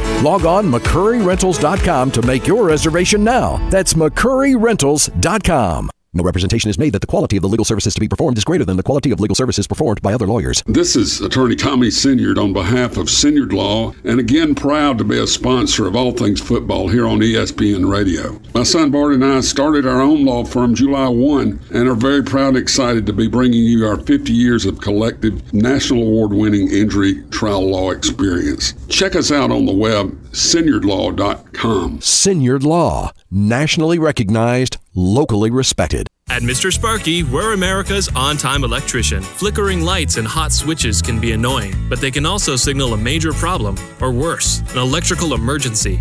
So play it safe and leave it to the experts at Mr. Sparky. Trust our team of professional, clean, and friendly electricians. We'll get it done right and get it done safely. You don't have to put up with any malarkey. Call 888-8-SPARKY. Independently owned and operated. Licensed in the respective state or county. The all-new Huntsville Boat Show kicks off on Thursday, January 12th and runs through Sunday the 15th. This is your chance to shop, compare, and save thousands on the purchase of a new boat with too many brands and models to mention here. So you're just going to have to come on down and check it all out at the Huntsville Boat Show at the Vaughn Brown Center, January 12th through the 15th. The region's premier dealers and retailers will be there with the latest in watercraft. Go to HuntsvilleBoatShow.com to learn more and get tickets. That's HuntsvilleBoatShow.com. We'll see you there. Sitting here with Mark Kent of Southern Fidelity Mortgage Group of Huntsville. Mark, do you help pre-qualify people? We pre-qualify people all the time, Wes. As a matter of fact, I love having them coming in here because when they come in and they pre-qualify, they can leave my office knowing exactly how much they can buy and have no worries. Mark, tell me about your rates and pricing. Well, Wes, this is something we're really, really proud of. Long story short is I love being able to provide the best pricing in town. Honestly, I cannot tell you the last time I lost a deal to either rate or pricing, something I'm very proud of. So what all financing options do you have, Mark? We do several different things. If you're purchasing a home, we can handle the purchase. If you're wanting to refinance your home, of course, rates are at the lowest they've been in the last 3 years. We do a lot of refinancing. If you're building a home, we can handle the entire process from breaking ground to the final close. Do you sleep with your phone? Wes, if you want to reach me, you can call me at my office phone, which is 256-562-1000. But always remember, I sleep with my cell phone at night. That number is 256-656-5936. Indeed, welcome back. Talking Ball 97.7 ESPN The Zone. Scott Tyson, Drew DeArmond hanging out. Bill Penny Toyota is where we call home on Mondays, and that's where we're at right now. Sitting out here in the service department, letting them take care of all the vehicle needs. It's Bill Penny Toyota. And our needs focus around that national championship game. And I'll be enjoying my wings, my appetizers, all from my couch, because I surely the hell can't enjoy them out there in California. No, we can't, but we certainly enjoy our next guest, and they just finished their daily radio or daily television YouTube show, I should say, and that is Crane and Company. It's part of the Real Daily Wire, one of the fastest-growing national shows. They just had Jeff Foxworthy on to preview said national championship game tonight. And they do stream live, as we said, from 6:30 to 8. Every day. Of course, that'll be Central Time, but they 7:30 to 9 Eastern Time, and that's Jake Crane. He's going to join us now on the Neighbors Wealth Management Hotline. Jake, welcome back to the show. How are you, sir? Happy New Year. Hey, Happy New Year, guys. Appreciate y'all having me back. Yeah, man, it's always bittersweet on Natty Day. You hope you get a great game, but it does signify the last game of the college football calendar, which we all know is a sad, sad day. It is, and I know you guys were kind of on your rundown calling it David versus Goliath. Are we undervaluing TCU, or is this truly a David versus Goliath kind of matchup? I think Georgia's going to cover in this game. I've been thinking that since I watched Alabama handle Kansas State. Am I overreacting? Because certainly I didn't expect TCU to beat Michigan. But what are you expecting tonight? Well, I'm always careful when I use the transitive property, because people say, "Oh, well, wait a minute. If you're going to say, all right, well, TCU beat Michigan, and then Michigan beat Ohio State. Well, Georgia only beat Ohio State by 1. So in reality, TCU should probably win the game." My thing is this. Look, football, sometimes games are anomalies a little bit. TCU caught the breaks they had to catch, and I think Michigan got cued inside the 10-yard line a couple times, and it cost them. You throw in 2 pick sixes, and it was the perfect recipe for TCU. Look, they're not going to sneak up on Georgia. This Georgia team didn't play very well, in my opinion, against Ohio State. Especially defensively. I know Ohio State has some really good players, but guys, this Georgia team struggled with Kent State and Missouri. They're not going to just come into this game thinking they're going to walk all over TCU. But I also don't think Georgia's going to get cute. I think they're the better team. I'm going to trust the science on this one. I like Georgia big.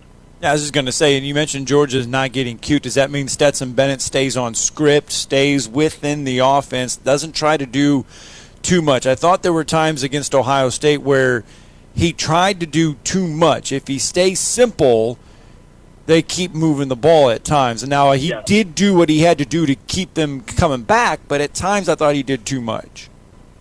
Yeah, well, I think some of that was a byproduct of they were down, and it got them out of their funk and what they wanted to do. It's a lot easier to keep it simple when everything's going to plan. When you feel like you got to force it, that's when mistakes happen, or you're trying to make that, not letting the game come to you. We see it in basketball all the time when guys try and force it. So, look, Stetson has, and a lot of guys on this Georgia team, even though they lost a lot, they have the intangible that you can't teach, which is experience. So, at the end of the day, I think Georgia's going to stay on schedule. And when they stay on schedule, Stetson does a really good job of staying within what they want to do. Yeah, they do, and I just think they've got the formula down.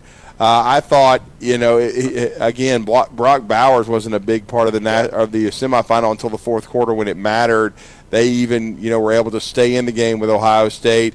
Even I know they were down 2 touchdowns, but they were within striking distance even without him being a big part of it. I just think this Georgia team is going to play good football. I think they're going to be very difficult to handle, no question about it. And then Jake, to kind of look toward it, Scott and I have been matter of fact, we had your take on the show on Friday. We thought it was eloquently and beautifully done. I don't like this what they're doing at SoFi Stadium. No tailgating. These people do not understand college football. Yeah, look, it's like I said, man. I mean, not having tailgating at the national championship game in college football is like having fully dressed strippers. I just don't get it. Like, what are we doing? We're just wasting time. It's just another thing you can add to, and I don't blame the whole state of California for this one. I just blame L.A. But at the end of the day, like, I don't get it. Like, guys, wait a minute. We can have a parade in Pasadena. We can have tailgating in Pasadena and everywhere else. But at the national championship game, I'm sorry, guys, we can't do it. Look, I know there's been some people that have been beaten up at games and at Dodger games and things like that. I saw somebody get beat up at the grocery store a couple months ago. But every time I drive past it, people are still hanging out and walking in there. So I just think it's absolutely ridiculous. I mean, grow up, Peter Pan. You got to wear 3 masks and can't tailgate? What is this? Well, hopefully that doesn't deter from having a good night. At least the kickoff is at 6:30. You don't have to stay up way late to watch this one. At least they got that one right. But why are we playing on Monday, though? That's still the whole thing, yeah. One of our people that understands how this works up here at the Daily Wire was like, well, they want that day to themselves. They want a weekday to themselves. Well, okay, how about you pick Friday? That's a great day. What's a weekday where people may not have something to do the next day and they can stay up late to watch a game? I don't know. Maybe the only day during the week that fits in that, Friday. But again, it's one of the many reasons the aliens won't talk to us. Well, speaking of getting something right, though, Hugh Freeze is getting something right at Auburn. Yeah. Yeah, well, I'm just glad they finally listened. I feel like I was the only one who had Hugh's back for like 2 years. It was like Jon Snow with the White Walkers running at me. Just pull out the sword and let's find out. Look, Hugh, they've got to do it on the field. We know that. It makes it a whole heck of a lot easier to recruit when you do it on the field. But when you look at the timeline with the guys he's gotten, you've gotten 7 offensive linemen and 7 defensive linemen. Feels good, man. It feels good because that's been the problem. I mean, we couldn't block somebody on social media up front for the past couple of years. Well, I got to say this, too. It's one of the more stunning turnarounds because we talked to you throughout the football season. You joined us weekly. Auburn was a big topic when we talked college football. The recruiting was going horribly bad under Harsin. They were ranked in the mid-50s at one point, and now they're ranked in the top 15, 16 in the country. That's a pretty stunning turnaround when we also understand that Hugh Freeze, has only been at Auburn about a month still. Yeah. Well, look, Hugh Freeze wants to recruit. Brian Harsin wanted to lift weights. I mean, it's amazing when your priorities are where they should be. Or fix cars. I mean, Yeah, or I don't know, sail around the world and, investigate the Loch Ness Monster, everything but recruiting. Let me get your thoughts real fast. Bobby Petrino back in the SEC. Yeah. Jimbo Fisher took some heat on the national level for bringing in Bobby Petrino. Is that a good fit, or I get it. Bobby Petrino as a head coach, disastrous in some areas, but in an offensive mind, he was good. But is he still good as an offensive mind? Well, there's a couple things here. The only way this doesn't work is if their egos clash, which, Jimbo is taking his hands off the baby. I mean, I don't have kids yet, but it's got to kind of feel like the first time when you have a babysitter for your first kid. Do you really trust them? Do I really want to do this? Am I nervous the whole time and ready to come back home after only being at the restaurant for appetizers? Now, to the people that say, oh, well, look, Bobby Petrino wasn't doing great at Missouri State. Well, guess what? The offensive coordinator position and the head coach position are totally different. It's like this. Imagine if, in your relationship with your husband or wife or, whatever, it's 2023, enjoy it. What if you only had to worry about one aspect of that? Like going to the movies. Man, if I just had to worry about going to the movies with my fiance, that'd make it a whole heck of a lot easier instead of the arguments and stuff like that. Not that we argue a ton. She might be listening. What's up, Reed? But this is something where Bobby Petrino can just focus on what he loves and what he's best at, not fundraising, not having to be a crowd pleaser, and not having to make sure you spend enough time with the defense. If Bobby can worry about offense, then he'll be fine. I think this was a great move for Texas A&M. And look, all right, Bobby Petrino's not a great person. Okay, I think we can all, and I'm not just saying because of what happened at Arkansas. He's not known exactly as Mr. Rogers around the neighborhood. Okay, but the dude, he made a mistake on a motorcycle with a volleyball coach. Who hasn't done that? All right, it's not like the dude invaded Ukraine. Okay, so we need to just, the same people that get mad about the Bobby Petrino situation are the same people I see screaming at the cashier in stores. We're all a little crazy. It just manifests itself in different ways. Yeah, we certainly will. And, Jake, finally, we appreciate your time. We know you have a very busy schedule. You just talked about you really like Georgia in this game. What is your official prediction? Is this going to be a game where we're still interested in it at halftime, or is it going to be over early? You know, I've gone back and forth on this one. Like, part of me thinks that TCU may come out hot early, and then Georgia, over time, gravity will take effect. But the more I just think about it, I just feel like Georgia's going to lead this game all the way through. Not saying it won't get tight at some point, but I just feel like Georgia, from a talent and depth standpoint, just have more. And like I said, I don't think they're going to get cute, and they're not going to overlook them. It's a very narrow path for TCU to win this game compared to Georgia. We're going to be doing a live watch party starting at 6 Central on Crane & Company on YouTube, so feel free to join us. I mean, we're going to be playing a little beer pong. We're making some bets, some live bets, so we're going to be having a good time. But, man, I feel like Georgia just leads it from coast to coast. Well, that was a perfect segue there. We tune in tonight at 6 Central Time on YouTube to see the watch party with Crane & Company, and let everybody know what you got going on post-National Championship game tomorrow as well. Well, we're obviously going to be breaking down everything that happened in the game. We're going to be looking at the NFL playoffs now that it's set.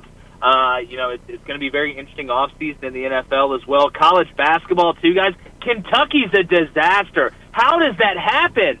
How does Kentucky not have shooters? I mean, that's like Alabama not having a good quarterback. I mean, how does that happen? It just doesn't make sense. Yeah, great stuff on Crane & Company.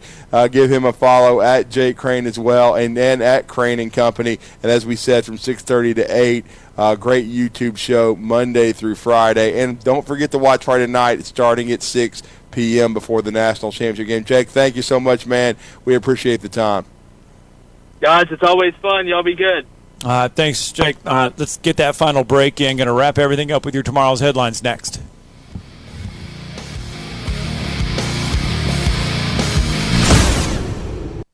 You're listening to Talkin' Ball on 97.7 ESPN, The Zone. Our newest wreck is Pulaski Pike and Kelly Cemetery. That one's coming in as a no injury. 72 westbound coming across Chapman, no injury reported. Eastbound on Holmes, west of the Parkway's got a city bus involved, reported with injuries, but they've canceled everybody on it. 36 in Bartee Road in Morgan County also, may still be trying to clear. The $6 big box is back at Popeyes with 2 pieces of the hand-battered Louisiana seasoned chicken, 2 sides, and a buttermilk biscuit. Popeyes University in Jordan, 72 in Jeff and North Parkway. Captain Nick in the Popeye Skywatch Traffic Center. At Bryant Bank, we believe your goals are worth chasing, and every step along the way is worth celebrating. From your hopes for the future to the challenges that keep you up at night, we're here for you. Bryant Bankers put care into action to help you live legendary by stepping up when you need us most and doing what's right even when no one is watching. Come experience a local bank whose people greet you by name and treat you like family. Bryant Bank, member FDIC. Hello, listeners. I want to tell you a little bit about Minuteman Press and what we have to offer our community. We specialize in paper printing and can help from designing your piece to the finished product. We print media guides for many of the athletic departments at high schools and universities around the area.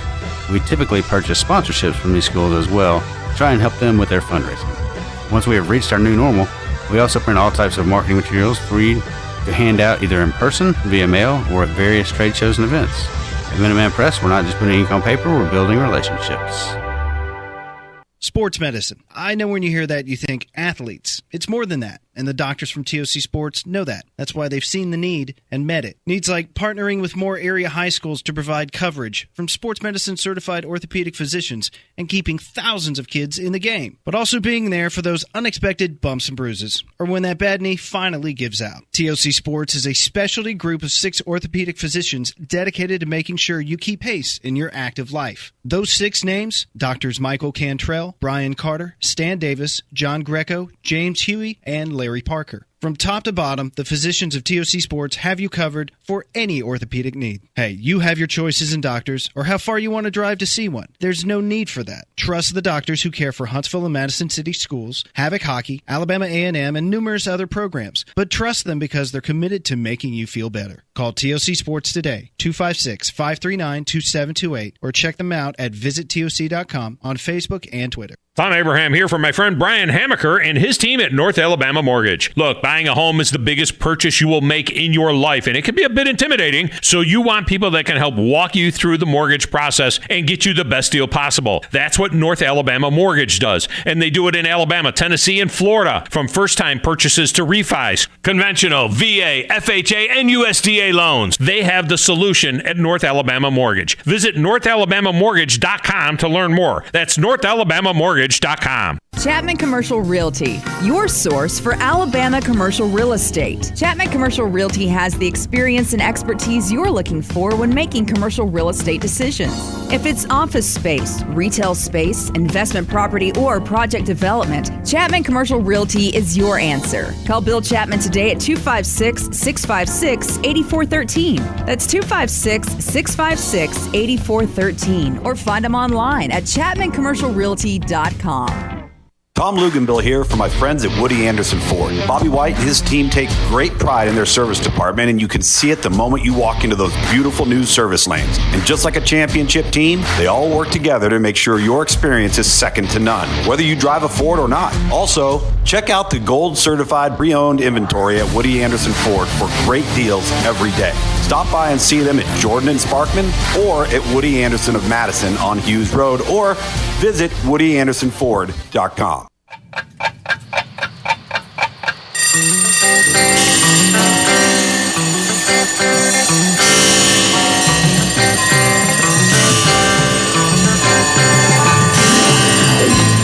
It's time for tomorrow's headlines today with Scott Tyson and Drew DeArmond on 97.7 ESPN The Zone. And there it is. Welcome back. Final segment. 97.7 ESPN The Zone. Scott Tyson, Drew DeArmond. In case you're wondering, the national championships in college football have all been won in one little area. So whoever wins tonight, either Georgia or TCU, it'll be south of the Mason-Dixon line, the first one this season. Ferris State won your Division II national title up there in Michigan. Yeah.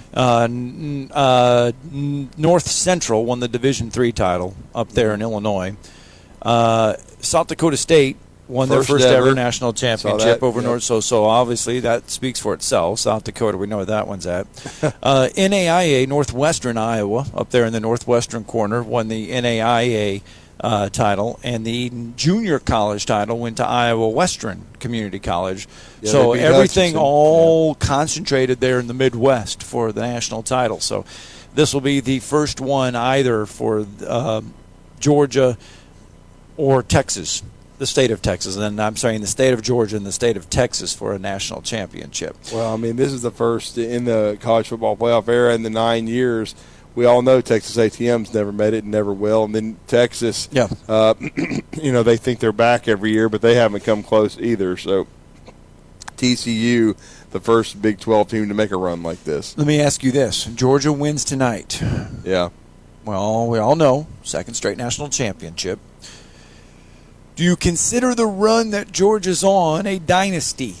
Well, you have to when you win back-to-backs. I mean, I know the Czar has definitions for dynasties and things of that nature, but what I also go back and look toward is it's 5 years ago, I think yesterday. Right. But when Alabama in Tua Tagovailoa came back and burned Georgia's house down, then that they played for one in 17. Right. So again, that's true. That means they played for one and won two more. So yes, it defines a dynasty if they've done it. All right, Brandon's with us on the phone lines this morning. Good morning, Brandon. Good morning, sir. I remember somebody called the show 2 years ago and said if you was going to get your licks in on Kentucky, that you better get them in now because it's going to be a sharp turnaround. Have we hit that turnaround yet? Because they shot 29%. That was lower than Joe Biden's approval rate. Yeah, they did not look good. And, and here's the thing. I know people, okay, let's take the name Kentucky off the chest. Yeah. And let's take the resume of said basketball team for this year. Okay? If we take Kentucky off the chest, we're sitting here saying there's a lot of concern for this basketball team. But because it is Kentucky, we sit here and we give it, I think, the benefit of the doubt and say they could turn it around because it is Kentucky. But if you take that label off the chest, we're sitting here saying there's a lot of concern with the basketball team because it's not just the Alabama game. There's other games that have shown that this team is not very good. Well, not very good to Kentucky standards. Go ahead, Brandon. I'm sitting here thinking to myself, you could have John Calistucky, Bobby Petrino, and Jimbo Fisher could all get fired in the same year, in this coming year. I don't know how hard I'd laugh. So you're three better people. Well, I don't think John Calipari will get fired. No. I think that here's where John Calipari's at. He is where Nick Saban was at in the football several years ago. Mm. He's got to adapt and change his offense. Yeah. And he hasn't. And he's not. And we're seeing the side effect of that is that he, kind of like Jimbo Fisher, he's stuck in an age where if you don't change and keep up with it, you're going to get left behind. Well, and Brandon, it's all about dudes, and he's got some dudes coming too. That's all I'll say. That's why I say it's still Kentucky. I still say they'll make the tournament, but he's got dudes coming next year and a bunch of them. So it's been, 1,383 days since they won a tournament game? Even if you're Calipari, how much longer can you do that before you don't have a job? Yeah, I know the Big Blue Nation's running out of patience, but and they're fanatical like Alabama football fans, but and maybe even more fanatical in some ways. But I don't think John Calipari deserves to be on the hot seat. Basketball titles are even tougher to win than football, and I think Johnny on a cell kind of referred to that earlier. All right, Brandon, thanks for the phone call. We got to get one more in before the end of the show. Bama Bino with us this morning. Good morning, Bama Bino. What's up, Bama Bino? Good morning, guys. Great show. I love it when Brandon calls in because he kind of thinks like I do. Joe Biden's approval rate, and that's a good one. It gives me an excuse to say, "Go, Brandon! Go, Brandon!" But anyway, do you think we have Pruitt? Have you heard anything? Jeremy Pruitt. Does Alabama have a chance? I heard some positive things this weekend, so we'll see. I still think after this national championship game and now that Black Monday is here, Black Monday referring to all the people getting fired in the NFL, we're going to see some movement very soon, Bama Bino, with that Alabama coaching staff. All right, so that's Bama Bino helping us wrap up our show live from Bill Penny Toyota on a Monday morning. Good stuff. Thanks to all the callers. Thanks, Jake Crane, Tony Sakalis. We've been live at Bill Penny Toyota. Don't forget, Monday through Friday, 7 a.m. to 7 p.m., and then on Saturday, 7 a.m. to 5 p.m. They can service your vehicle. It is Bill Penny Toyota.